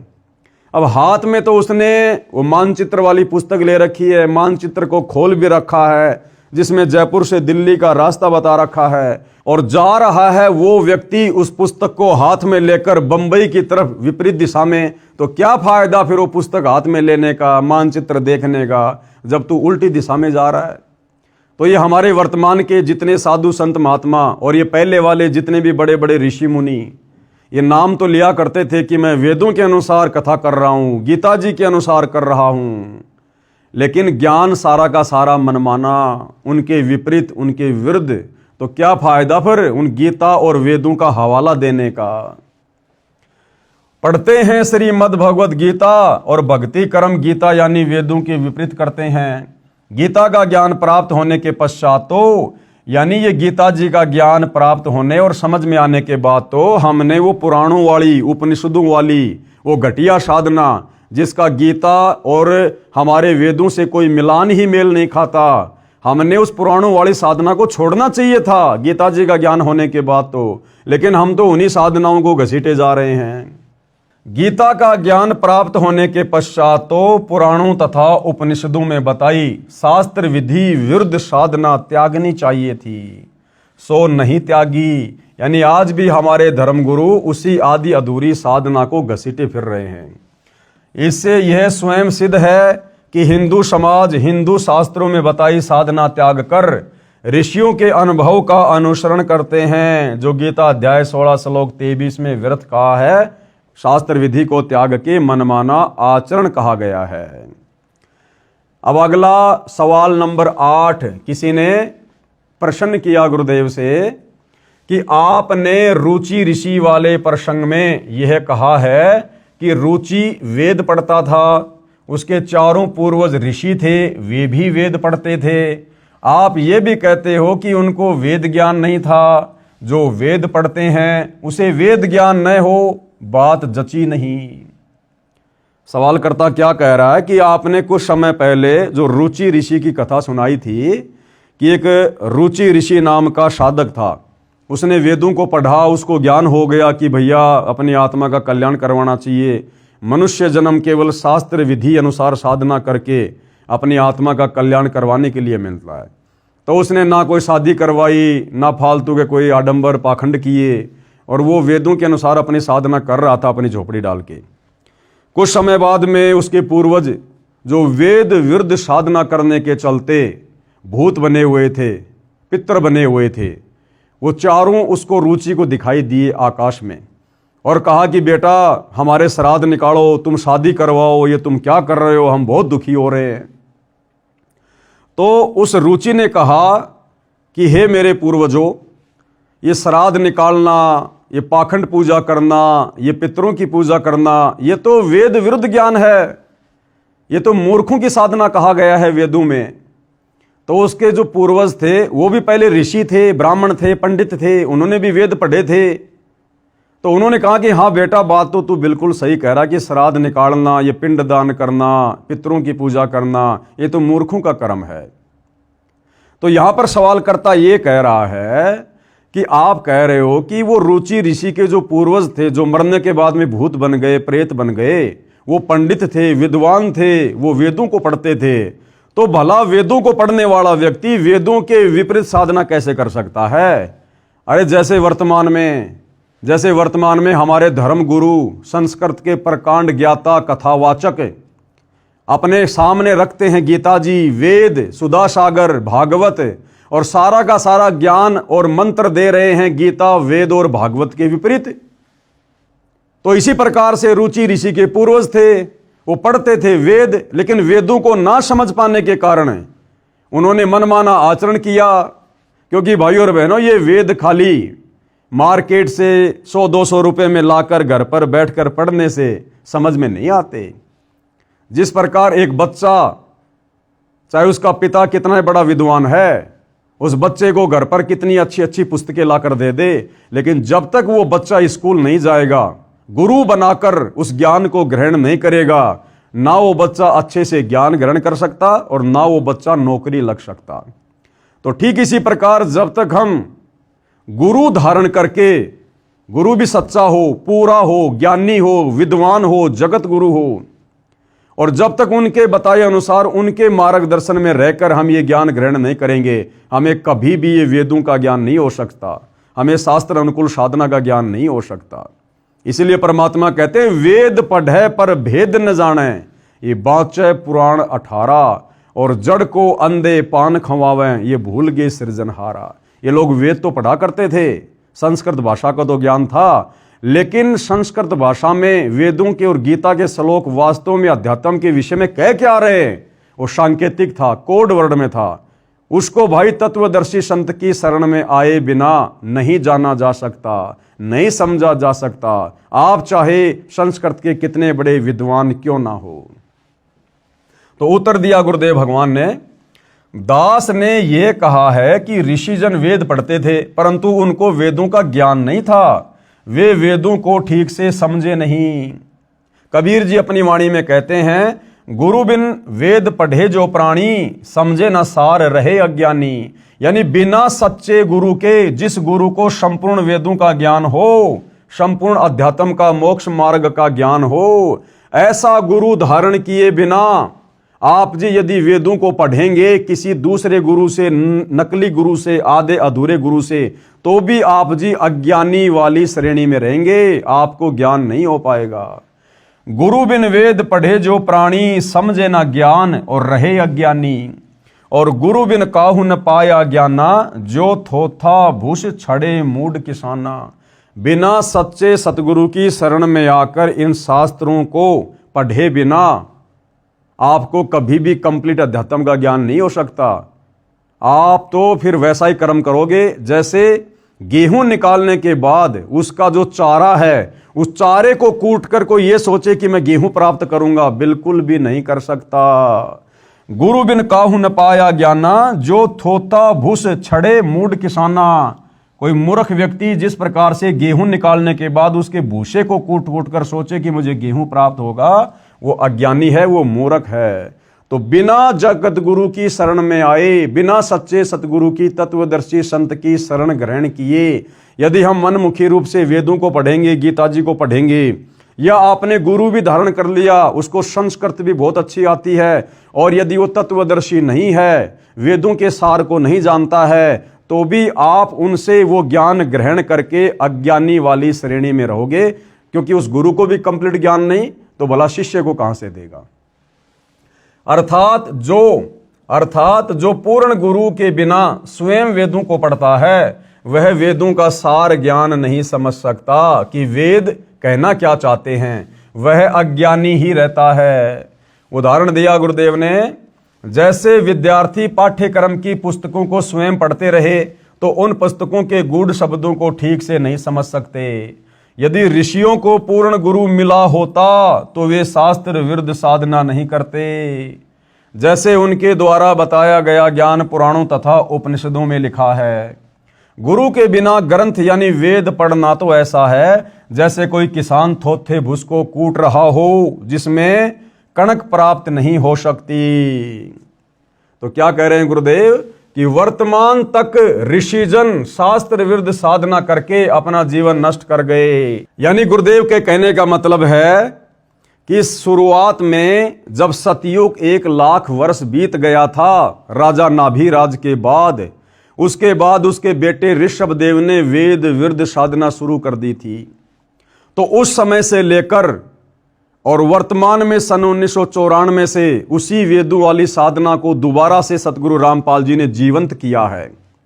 तो सतयुग में 1 लाख वर्ष के बाद से लेकर और वर्तमान कलयुग में सन 1994 से बीच का जितना भी समय है, इस समय में जितने भी बड़े बड़े साधु संत महात्मा ऋषि अवतार पीर पैगंबर कुतुब गोश ओलिया हुए हैं, ये सारे के सारे वेदों के विरुद्ध साधना करते थे, मनमाना आचरण किया करते थे। किसी को भी सत ज्ञान नहीं था अध्यात्म का, भक्ति का। और इस बीच में जितने भी लोगों ने ये वेद विरुद्ध साधना की है, वो चाहे विष्णु जी हो, चाहे विष्णु जी के अवतार हो, चाहे गोरखनाथ हो, चाहे मच्छंद्रनाथ हो, चाहे रामचंद्र जी के गुरु वशिष्ठ जी और श्री कृष्ण जी के गुरु दुर्वासा जी रहे हों, चाहे विश्वामित्र जी रहे हों, चाहे मार्कंडे जी रहे हों, चाहे स्वयं वेद व्यास जी रहे हों, इन सभी ऋषियों ने ये वेद विरुद्ध साधना करके अपने जीवन को नष्ट किया है। और जिस प्रकार से मारीची वाली आत्मा अनेक शरीर धारण करके कष्ट उठाती रही, उसी प्रकार ये सारे पुरुष और महापुरुष गधे कुत्ते सुअर, कभी नरक कभी स्वर्ग, कभी कहीं इस प्रकार से अपना कर्म फल वर्तमान तक भोग रहे हैं। और यदि इन तमाम प्रकार के कर्म फलों से पीछा छुड़वाना है, इन कर्म बंधनों से छुटकारा प्राप्त करना है, तो एकमात्र असली बंदी छोड़, यानी जो काल के द्वारा लगाए गए कर्म बंधनों से छुड़वा दे, उस बंदी छोड़ सतगुरु रामपाल जी की शरण में आकर ही शांति प्राप्त की जा सकती है। तो भाइयों और बहनों, इतने लंबे समय से सतयुग से लेकर सन 1994 तक ये जितने भी बड़े बड़े साधु संत महात्मा ऋषि, जिनकी हम फोटोएं देखा करते थे पुस्तकों में, बैठे रहते थे, बिल्कुल साधना करते हुए दिखाई देते थे, आज उनकी महिमा बोल रही थी। ये सारे के सारे गधे कुत्ते सुअर की योनि में जाने वाली भक्ति साधना कर रहे थे और आम समाज से करवा रहे थे। वर्तमान तक ऋषिजन शास्त्र विरुद्ध साधना करके अपना जीवन नष्ट कर गए। उनका अनुसरण वर्तमान तक चल रहा है और वर्तमान का समाज उन्हीं का अनुसरण कर रहा है। जैसी भक्ति साधना उन्होंने की, उसी को हम लोग फॉलो कर रहे हैं। रुचि ऋषि ने वेद ज्ञान ठीक से समझा नहीं था। यदि समझा होता तो पितरों की बात को मानकर अपना जीवन नष्ट नहीं करता। उसके पितरों ने भी वेद पढ़े थे पर समझे नहीं थे, इसलिए ऋषियों ने भी वेद ज्ञान समझा नहीं था। पूरा हिंदू समाज उसी पुराणों वाले अज्ञान के अनुसार भक्ति करके अनमोल मनुष्य जीवन नष्ट कर रहा है। गुरुदेव के कहने का मतलब, भाई वर्तमान में पूरा का पूरा हिंदू समाज, पूरा का पूरा विश्व का मानव समाज वही वेद विरुद्ध साधना कर रहा है, जो वेद विरुद्ध साधना ऋषभदेव के समय से ये साधु संत महात्मा ऋषिजन पीर पैगंबर करते हुए आ रहे हैं। और जिस प्रकार से उन्होंने वेद विरुद्ध साधना करके अपने अनमोल मनुष्य जीवन को नष्ट किया है, वैसे ही वर्तमान का मानव समाज भी अपने अनमोल मानव जीवन को नष्ट कर रहा है और अंत में नरक की तैयारी कर रहा है, प्रेत भूत और पितर बनने की तैयारी कर रहा है और 84 लाख योनियों में मारीची वाले जीव की तरह गधा कुत्ता सुअर बनकर असहनीय कष्ट उठाने की तैयारी कर रहा है। गीता पढ़कर तो अज्ञान छोड़ देना चाहिए था, वह भी नहीं छोड़ा। क्यों? क्योंकि हमारे धर्मगुरुओं को गीता का ज्ञान समझ में नहीं आया। हिंदुओं को अपने शास्त्रों का ठीक से ज्ञान नहीं है। भाई जब हमारे धर्मगुरुओं को नहीं है तो हमने तो धर्मगुरुओं को फॉलो किया है ना, फिर भला हमें कैसे समझ में आते।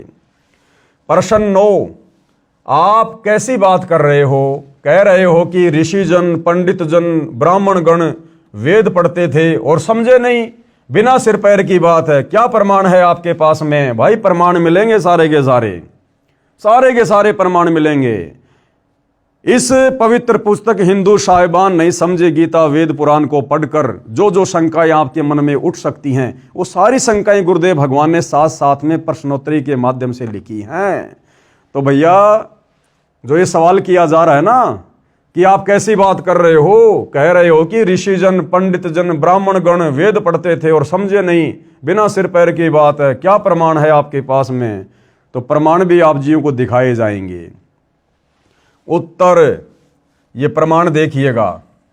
हिंदू समाज जो परमात्मा में सच्ची श्रद्धा रखता है वह श्रीमद् भगवत गीता को पूरा सम्मान देता है। तथा बहुत सारे हिंदू भगत भगतमती प्रतिदिन गीता का पाठ भी करते हैं। प्रत्येक हिंदू गीता को विशेष सम्मान की दृष्टि से भी देखता है, समय लगे तो पढ़ता भी है। मूल रूप से गीता व वेद तथा पुराण आदि सब संस्कृत भाषा में लिखे हैं। बहुत सारे हिंदू विद्वानों ने गीता वेद तथा पुराणों का हिंदी या अन्य भाषा में अनुवाद भी किया हुआ है। जो अनुवाद करता है वह तो उस शास्त्र के एक एक शब्द को ध्यान से पढ़ता है। उसके द्वारा किए अनुवाद को अन्य हिंदू समाज सत्य अनुवाद मानकर पूर्ण विश्वास के साथ पढ़ता है। परंतु इन शास्त्रों में क्या कहा है, नए अनुवादक विद्वान समझे, यानी इस गीता जी में क्या लिखा है, वेदों में क्या लिखा है, इन पुराणों में क्या लिखा है, ना तो इनका अनुवाद करने वाले हिंदू समाज की दृष्टि में वो विद्वान समझ पाए और नए अन्य हिंदू समझे जो प्रतिदिन उस अनुवाद को पढ़ते हैं। तो कहां इसका प्रमाण है? तो प्रमाण के लिए देखिएगा भाई और बहनों, क्या बता रहे हैं गुरुदेव। गीता अध्याय 9 श्लोक 25 में क्या लिखा है, अगर हमारे हिंदू धर्म के मार्गदर्शक, इन शास्त्रों के अनुवादक जिनको हम विद्वान ऋषिजन मानते थे, यदि वो गीता जी के अर्थ को, अनुवाद को समझ गए होते तो भाई गीता अध्याय 9 श्लोक नंबर 25 के विपरीत साधना नहीं कर रहे होते। तो गीता अध्याय 9 श्लोक 25 में गीता का ज्ञान देने वाले ब्रह्म ने क्या कहा है, पितरों को पूजने वाले पितरों को प्राप्त होते हैं। अब बताओ भाई, आजकल घर घर में पितरों की पूजा होती है हिंदू समाज में। मरने के बाद में उन पितरों की पूजा की जाती है, उनकी मूर्ति बनाकर, फोटोएं बनाकर उनके श्राद्ध निकाले जाते हैं। जबकि गीता अध्याय 9 श्लोक 25 में तो आपका भगवान मना कर रहा है कि पितरों को पूजने वाले पितरों को प्राप्त होते हैं, यानी पितरों को पूजने वाले पितर ही बनेंगे, यानी पितर योनि प्राप्त करते हैं। तो मुक्ति कहां हुई, भटकते फिरते हैं। और भूतों को पूजने वाले भूतों को प्राप्त होते हैं। भूतों को पूजना यानी श्राद्ध निकालना। हमारे पूर्वज जो मर चुके हैं, जिनके हम श्राद्ध निकाल रहे हैं, उनकी गति हुई नहीं, उल्टी दुर्गति हो गई वेद विरुद्ध साधना करने के चलते। वो भूत बनकर भटक रहे हैं, भूखे प्यासे, कभी हमारे को स्वप्न में दिखाई देते हैं, कभी घर में कोई नुकसान कर देते हैं। फिर हम किसी पंडित के पास जाते हैं, वो कहते हैं उनके श्राद्ध निकालो। तो हमारे पूर्वज खुद ही अपनी दुर्गति करवाकर भूत बने फिर रहे हैं, भटकते फिर रहे हैं भूखे प्यासे। और हम यदि उनकी पूजा करना शुरू कर देंगे, यानी उनके श्राद्ध निकालेंगे, यानी उनकी पूजा हो गई, तो हम भी मरने के बाद में दुर्गति को प्राप्त होंगे, फिर भूत बनेंगे। इसी प्रकार से भूतों को पूजने वाले भूतों को प्राप्त होंगे, यानी प्रेत योनि प्राप्त करते हैं। और देवताओं को पूजने वाले देवताओं को प्राप्त होंगे। और देवताओं को पूजने वाले कहां जाएंगे, वो देवताओं के लोक में जाएंगे, उनके वो गण बनेंगे, उनके नौकर बनेंगे। और ये देवी देवता फिर उनका मिस यूज करेंगे, मिस यूज, यानी देवलोक में चले जाते हैं। और ये गीता ज्ञान देने वाला कह रहा है कि मेरी पूजा करने वाले मुझे, यानी गीता ज्ञान देने वाले को प्राप्त होते हैं। और गीता ज्ञान देने वाला कहां रहता है, ब्रह्मलोक में। और गीता अध्याय 8 श्लोक नंबर 16 में खुद कह रहा है कि मेरे ब्रह्मलोक में गए हुए प्राणी भी पुनरावृत्ति में हैं, यानी उनका भी जन्म मरण समाप्त नहीं होता, वो भी गधे कुत्ते सूअर बनने से नहीं बच सकते। तो भाई और बहनों, बताओ फिर मुक्ति है कहां?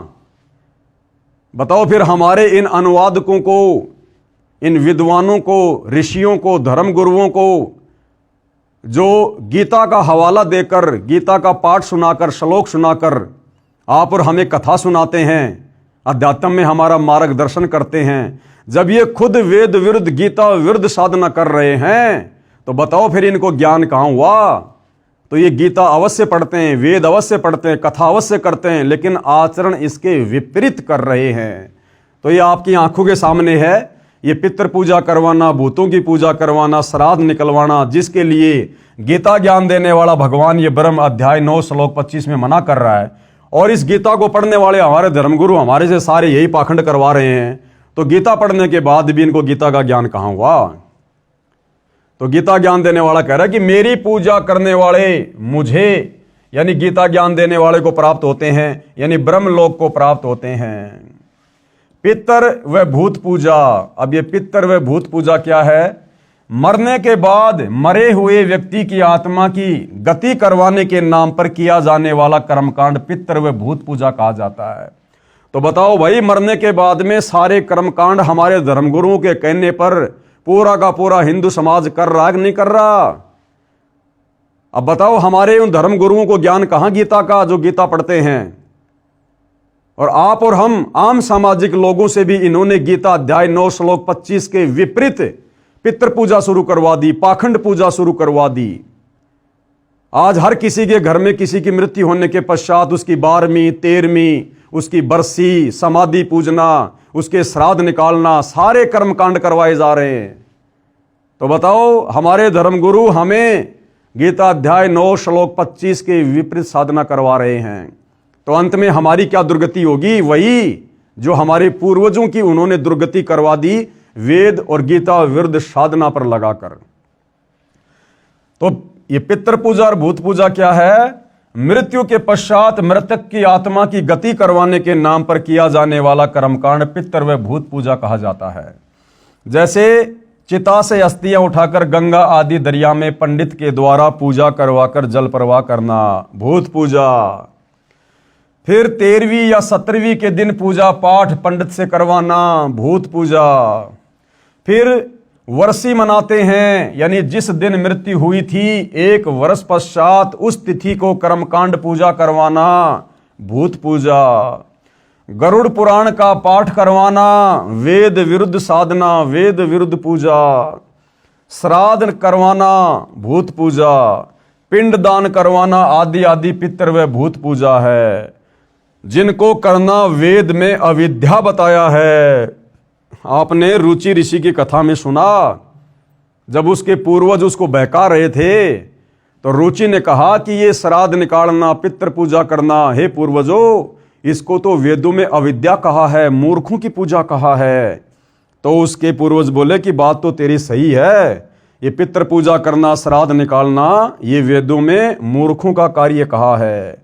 तो यहां गुरुदेव वही बता रहे हैं कि इन तमाम प्रकार की पाखंड पूजाओं को करना, जिनको करना वेद में अविद्या बताया है, यानी मूर्खों की पूजा बताया है, यानी मूर्खों की पूजा कहा है, जो पितर प्लस भूत योनि प्राप्त करवाती हैं, ये गीता भी प्रमाणित करती है। पितर पूजने से पितर बनते हैं, अध्याय 9 श्लोक 25, और भूत पूजा से भूत बनते हैं। इससे स्वयं सिद्ध है कि हिंदू समाज ने अपने धर्मशास्त्रों को पढ़ा है परंतु समझा नहीं। यदि पुराण ठीक से समझी होती तो इसमें श्राद्ध करने की एक विधि ये भी है जो विष्णु पुराण में इस प्रकार बताई है, जो वेद ज्ञान है। श्री विष्णु पुराण 3रा अंश के अध्याय 15 श्लोक 55-56 में कहा है कि हे भूपाल, पितरगण का आधार चंद्रमा और चंद्रमा का आधार योग है, इसलिए श्राद्ध में योगी जन को नियुक्त करना अति उत्तम है। यानी श्राद्ध में योगी जन को नियुक्त करना। योगी कौन? सच्चा भगत, सच्ची योग साधना करने वाला। हे राजन, यदि श्राद्ध भोजी 1000 ब्राह्मणों के सन्मुख एक योगी भी हो तो वह यजमानों सहित उन सब का उद्धार कर देता है।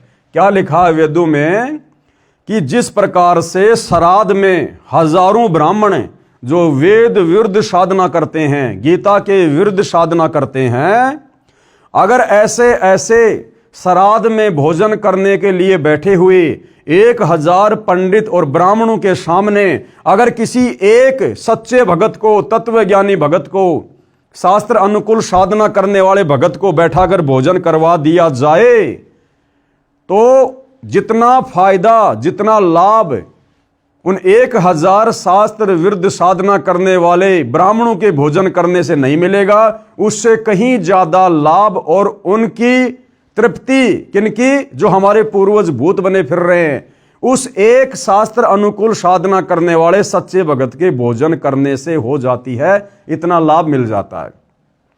इसलिए भाई और बहनों, सतगुरु रामपाल जी अपने पंथ में अपने भक्तों को जो उनसे उपदेश प्राप्त कर लेते हैं उनको मना करते हैं कि अब हमने श्राद्ध वगैरह नहीं निकालने, अब हमने ये पितृ पूजा नहीं करनी, पाखंड पूजा नहीं करनी, क्योंकि हमारे पूर्वज तो जाने अनजाने में शास्त्र विरुद्ध साधना करके भूत बन गए, वो पितृ बन गए, जिनके हम पहले श्राद्ध निकाला करते थे, बरसी मनाया करते थे, 13 माही 6 माही मनाया करते थे और पंडितों को बुलाकर कर्मकांड करवाया करते थे। लेकिन अब हम वर्तमान के यानी जो वो भूत प्रेत बन चुके हमारे पूर्वज, हम वर्तमान के उनके वंशज शास्त्र अनुकूल सत भक्ति सच्चे सतगुरु तत्वदर्शी संत से लेकर शुरू कर चुके हैं। तो अब हमने किसी पंडित को बुलाकर, किसी ब्राह्मण को बुलाकर वो पाखंड पूजा नहीं करवानी, क्योंकि अब हम खुद सच्ची भक्ति पर लग गए और हमारे भोजन करने से हमारे उन पूर्वजों का ऑटोमेटिक उद्धार होगा। हमारे सत भक्ति करने से परमपिता परमात्मा हमारे पूर्वजों की आत्मा को भी शांति देंगे, उनको भी मनुष्य जन्म देंगे। और सतगुरु रामपाल जी परमेश्वर जी ने यहां तक सत्य कहा है कि जिस दिन कोई भगत उनसे उपदेश लेकर सच्ची शास्त्र अनुकूल साधना करना शुरू कर देता है, उस भगत की पिछली 7 पीढ़ियों को मनुष्य जन्म मिलता है। यानी जैसे मैं पवन दास, आज से पहले मेरे तमाम पूर्वज वेद विरुद्ध साधना कर रहे थे, जिनके हम श्राद्ध निकाला करते थे, जो कि भूत बने हुए थे, पितृ बने हुए थे, सभी के बने हुए हैं। तो अब वर्तमान में मुझे सतगुरु रामपाल जी की सत्य शरण प्राप्त हो गई है, तो अब मैंने उपाखंड करने की आवश्यकता नहीं है। अब मेरे द्वारा इस परिवार में सत भक्ति शुरू करने के बाद मेरी जो पिछली 7 पीढ़ियां हैं, मेरे पिताजी, मेरे दादाजी, मेरी दादी जी, उसके पिताजी, उसके दादा, उसके पिताजी, उसके दादा, इस प्रकार से मेरी 7 पीढ़ियां जो शरीर छोड़ चुकी हैं, जो कहीं कहीं किन्हीं किन्हीं योनियों में भटक रहे हैं, कोई पशु योनि में है, कोई पक्षी योनि में है, कोई भूत बना हुआ है, कोई पितृ बना हुआ है, मेरे द्वारा जो सतभक्ति अब शुरू हो चुकी है, इस सतभक्ति के करने से मेरी पिछली 7 पीढ़ियों को भी परमात्मा उन योनियों से निकालकर मनुष्य जन्म देगा, मनुष्य जन्म, और उन्हें इसी सतभक्ति पर लगाएगा। इतना बड़ा फायदा इस सतभक्ति का, बिना श्राद्ध, बिना पिंडदान, बिना 13 माही, बिना 6 माही, बिना बरसी, बिना किसी कर्म कांड के मेरी 7 पीढ़ी पहले वाले पूर्वजों का भी उद्धार इस सतभक्ति से होगा। और फिर गुरुदेव ने बताया कि पिछली तो 7 पीढ़ियां, और भक्ति बीज होवे जो हंसा, वाके तारू 71 वंशा। अध्यात्म में 71 कहते हैं, 108 पीढ़ी। और कह रहे हैं यदि आपने सच्ची भक्ति आजीवन करके सफलता प्राप्त कर ली, तो आपकी आगे आने वाली 108 पीढ़ियों का उद्धार होगा। आने वाली 108 पीढ़ियां भी वही भक्ति करेंगी और उनका भी इसी प्रकार से उद्धार होगा, मोक्ष होगा। तो भला अब हम सतगुरु रामपाल जी के भक्तों ने ये पाखंड पूजा क्यों करनी, क्यों श्राद्ध निकालने, क्यों हमने कर्म कांड करने? तो भाई और बहनों, जो सतभक्ति वर्तमान में सतगुरु रामपाल जी धरती पर लेकर प्रकट हुए हैं तत्वदर्शी संत के रूप में, ये सर्वश्रेष्ठ है, उत्तम है। इससे बढ़कर मोक्ष प्राप्ति का कोई मार्ग संसार में नहीं है। तो यहां ये समझना चाह रहे हैं गुरुदेव कि हे राजन, जो कि वेदों में भी लिखा हुआ है, यानी वेद इस श्राद्ध पूजा को मना करते हैं, कर्म कांड को पूजा करते हैं, और कह रहे हैं कि अगर एक योगी को, एक सच्चे भगत को भोजन करवा दिया जाए तो 1000 ब्राह्मण जो वेदों के विरुद्ध साधना करते हैं, उनसे कहीं ज्यादा फल उस एक सच्चे भगत को भोजन करवाने से मिलेगा। लेकिन इसका मतलब ये नहीं है भाई और बहनों कि कहीं किसी के घर में श्राद्ध हो रहे हो और उस आदमी को पता हो कि फला फला व्यक्ति संत रामपाल जी का भगत है, चलो मैं उसको ले आता हूं श्राद्ध में भोजन करवाने के लिए। तो हम लोगों ने नहीं जाना, हमने अपने घर में रोजाना जैसे हम खाना खा रहे हैं, उस खाना खाने के चलते हमारे पूर्वजों का इस प्रकार से उद्धार ऑटोमेटिक हो रहा है। हमने भोजन खाने के लिए श्राद्ध में कहीं और नहीं जाना, अन्यथा हमारी मर्यादा टूटेगी, हम भी फिर उसी पाखंड साधना में आ जाएंगे। मनमाने आचरण के अंतर्गत फिर हमारी साधना हो जाएगी। हे राजन, यदि श्राद्ध भोजी 1000 ब्राह्मणों के सामने एक योगी भी हो तो वह यजमानों सहित उन सब का उद्धार कर देता है।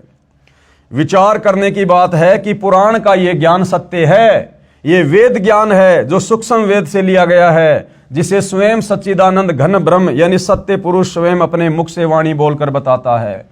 उस तत्व ज्ञान को पढ़ने से भांति भांति के भ्रमित ज्ञान से हटकर मानव की बुद्धि कर्म कांड त्याग कर परमात्मा में निश्चल होकर स्थिर हो जाती है। ऐसा साधक यानी भगत, योगी यानी सच्चा शास्त्र अनुकूल ज्ञान के अनुसार साधना करने वाला साधक कहा जाता है।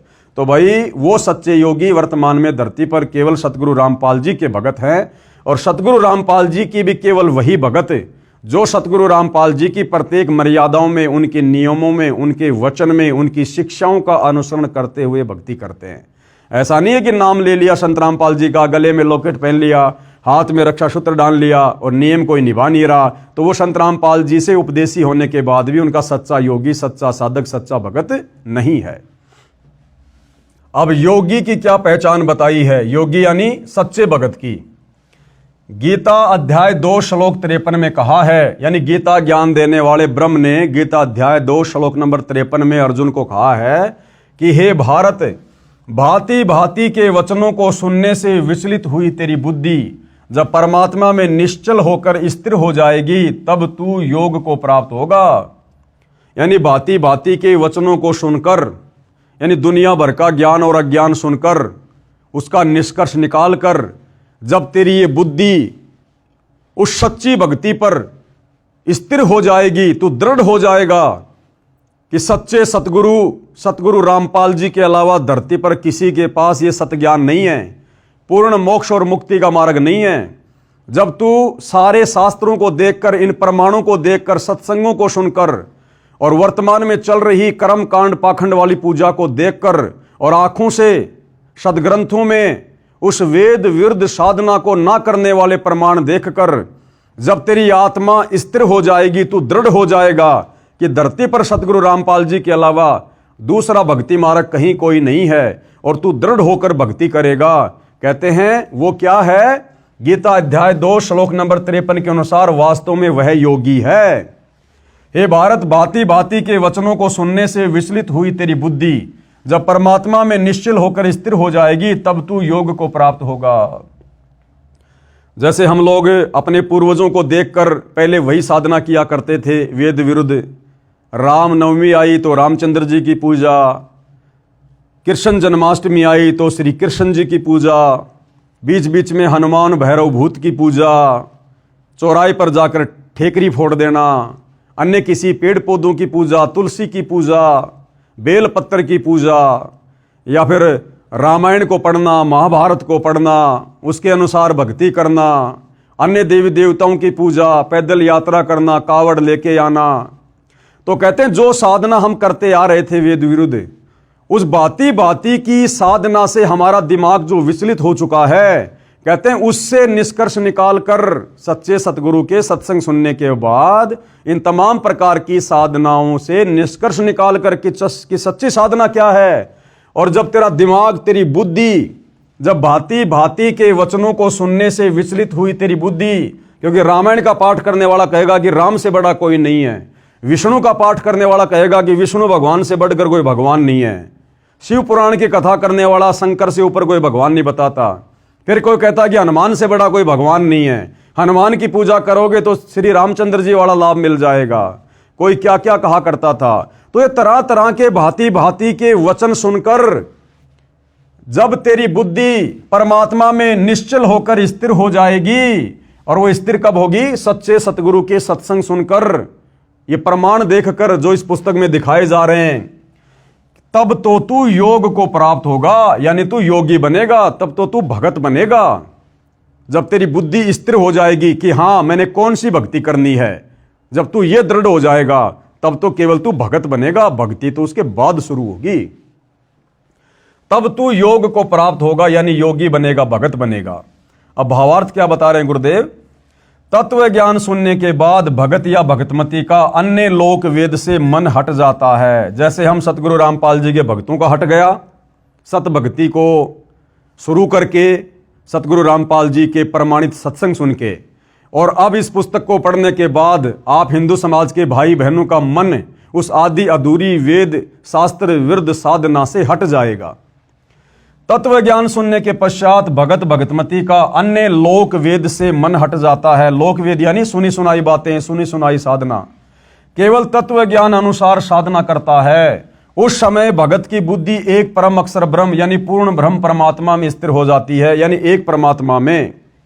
तब वह योग को प्राप्त होता है, अर्थात वह योगी बनता है, भगत बनता है, यानी शास्त्र अनुकूल भक्ति करने से वह योगी हो जाता है, सच्ची साधना करने वाला भगत बन जाता है। मैं कौन? सतगुरु रामपाल जी शास्त्रोक्त साधना करता तथा अनुयायियों से करवाता हूं।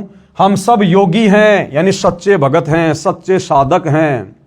एक परम अक्षर ब्रह्म यानी सत्य पुरुष को इष्ट मानकर शास्त्रोक्त भक्ति निश्चल मन से करते हैं। हम आश्रमों में पाठ का आयोजन करते हैं, सब अनुयायी दान करते हैं, उनका भोजन बनाया जाता है, परम अक्षर ब्रह्म को यज्ञों में प्रतिष्ठित करते हैं, उनको भोग लगाते हैं, उसे सब योगी यानी भगत तथा भगतमती खाते हैं। दानकर्ता का तथा सारे परिवार का तथा पितरों का उद्धार हो जाता है तथा मोक्ष भी मिलता है। हम श्राद्ध रूप में भोजन नहीं बनाते, हम प्रसाद रूप में भोजन बनाते हैं और परम अक्षर ब्रह्म को भोग लगाते हैं। उसके बाद वो भोजन वो प्रसाद बन जाता है और इस प्रकार बिना श्राद्ध निकाले, बिना पितृ पूजा किए, बिना किसी प्रकार के कर्म कांड के हम भी त्रिपत और हमारे पूर्वज जो भूत बने हुए थे वो भी त्रिपत। इसके विषय में क्या कहा गया है? कबीर एक के साधे सब सदे, यानी एक सच्चे परमात्मा की साधना करने से नीचे के सारी देवी देवताओं की साधना ऑटोमेटिक सफल हो जाती है। कबीर एक के साधे सब सदे और सब साधे सब जाए और माली सींचे मूल को फले फूले अघाए। जिस प्रकार यदि आपने आम का पौधा लगाकर आम प्राप्त करना है तो आपने विधिवत उस आम की सिंचाई करनी पड़ेगी, देखभाल करनी पड़ेगी। आपने आम के पौधे की जड़ में खाद और पानी डालना पड़ेगा। जड़ में खाद और पानी डालने से पूरा पौधा परिपक्व होगा, फलीभूत होगा। और यदि कोई नादान उसकी जड़ में पानी ना डाल के उसके पत्तों पर पानी छिड़कता रहे, उसकी टहनियों पर पानी छिड़कता रहे, वो पौधा कभी भी परिपक्व नहीं होगा। तो इसी प्रकार अध्यात्म की मूल, अध्यात्म की जड़ कबीर परमात्मा है, परम अक्षर ब्रह्म है, सत्य पुरुष है। उस एक को इष्ट मानकर साधना करने से ये भक्ति रूपी पौधा यानी ये सब कुछ हमारा सर्व सिद्ध हो जाएगा। और यदि हमने उस भक्ति रूपी पेड़ परम अक्षर ब्रह्म की जड़ को ना पूजकर, यानी उस एक परमात्मा को इष्ट मानकर ना पूजकर, यदि हमने उसके पत्ते, उसकी टहनियां, उसकी शाखाएं, ब्रह्मा विष्णु महेश, ये काल ब्रह्म, यदि देवी देवताओं को पूजते रहे, पाखंड पूजा करते रहे, तो हमारा सब कुछ नष्ट हो जाएगा। तो क्या कहा है? कबीर एक के साधे सब सदे और सब साधे सब जाए और माली सींचे मूल को फले फूले अघाए। अर्थात जैसे पौधे की जड़ों यानी रूट में सिंचाई की जाए तो पूरा पौधा तृप्त हो जाता है तथा खूब फलता फूलता है। यदि पौधे को उल्टा शाखाओं की ओर से जमीन में दबाकर मूल यानी रूट को ऊपर को कर दें और सब शाखाओं की सिंचाई करें यानी सब साधें तो सब जाए यानी पौधा नष्ट हो जाएगा। गीता अध्याय 15 श्लोक 1 और 3 में यह प्रकरण विस्तार से बताया है। पढ़ें इसी पुस्तक के पेज नंबर 115 पर, जो हम आगे को पढ़ेंगे। यह दास यानी सतगुरु रामपाल जी भी धार्मिक अनुष्ठान श्रद्धा से पूजा करता और करवाता है, जिसके करने से साधक यानी भगत पितर भूत नहीं बनता अपितु पूर्ण मोक्ष प्राप्त करता है। तथा जो पूर्वज गलत साधना यानी शास्त्र विधि त्याग कर मनमाना आचरण अर्थात पूजा करके पितर भूत बने हुए हैं, उनका भी छुटकारा हो जाता है पिछली 7 पीढ़ियों तक का। यही प्रमाण इसी विष्णु पुराण पेज 209 पर इसी तीसरे अंश के अध्याय 14 श्लोक 20 से 31 में भी लिखा है कि जिसके पास श्राद्ध करने के लिए धन नहीं है तो वह ये कहे, हे पितृगणों, आप मेरी भक्ति से तृप्ति लाभ प्राप्त करें, क्योंकि मेरे पास श्राद्ध करने के लिए वित्त यानी धन नहीं है। कृपया पाठक जन विचार करें कि जब भक्ति मंत्र जाप की कमाई से पितर तृप्त हो जाते हैं तो फिर अन्य कर्म कांड की क्या आवश्यकता? भाई विष्णु पुराण में लिखा है, यदि किसी के पास में श्राद्ध पूजा करने के लिए, पितृ पूजा करने के लिए धन नहीं है तो वो क्या करे? अपनी भक्ति कमाई को संकल्प कर दे कि हे मेरे पितरों, हे मेरे पूर्वजों, मेरे पास में आपके श्राद्ध के लिए खीर खांड हलवा पूरी बनाने के लिए साधन नहीं है, पैसा नहीं है। आप मेरी भक्ति में से यानी मैं जो मंत्रों का जाप करता हूं, जो धर्म कर्म करता हूं, उसमें से कुछ भक्ति कमाई मैं आपको संकल्प कर रहा हूं। और विष्णु पुराण कहता है कि ऐसा संकल्प करने से अपनी भक्ति का उन पूर्वजों की जो भूत बने हुए हैं, पितर बने हुए हैं, उनकी आत्मा संतुष्ट हो जाती है। तो बताओ फिर ये कर्म कांड करने से क्या फायदा? इन पंडितों को बुलाकर कर्म कांड करवाना, हलवा खीर खांड पूरी बनाकर उसका सत्यानाश करवाना, भगवान का दोषी बनना, वेद विरुद्ध साधना करके भगवान का दोषी बनना, बताओ फिर इसका क्या फायदा? जब उस व्यक्ति की भक्ति कमाई संकल्प करने से, उसके मंत्रों के जाप की कमाई से उसके पूर्वजों की आत्मा तृप्त हो रही है, तो फिर कर्म कांड करने से क्या फायदा। कृपया पाठक जन विचार करें कि जब भक्ति यानी मंत्र जाप की कमाई से पितर तृप्त हो जाते हैं, तो फिर अन्य कर्म कांड की क्या आवश्यकता है, ये श्राद्ध निकालने की क्या आवश्यकता, बरसोदी 6 माही, ये पितृ पूजा, ये सब करने से क्या फायदा। ये सब परपंच ज्ञानहीन गुरु लोगों ने अपने उदर पोषण के लिए यानी पेट भरने के लिए किया है।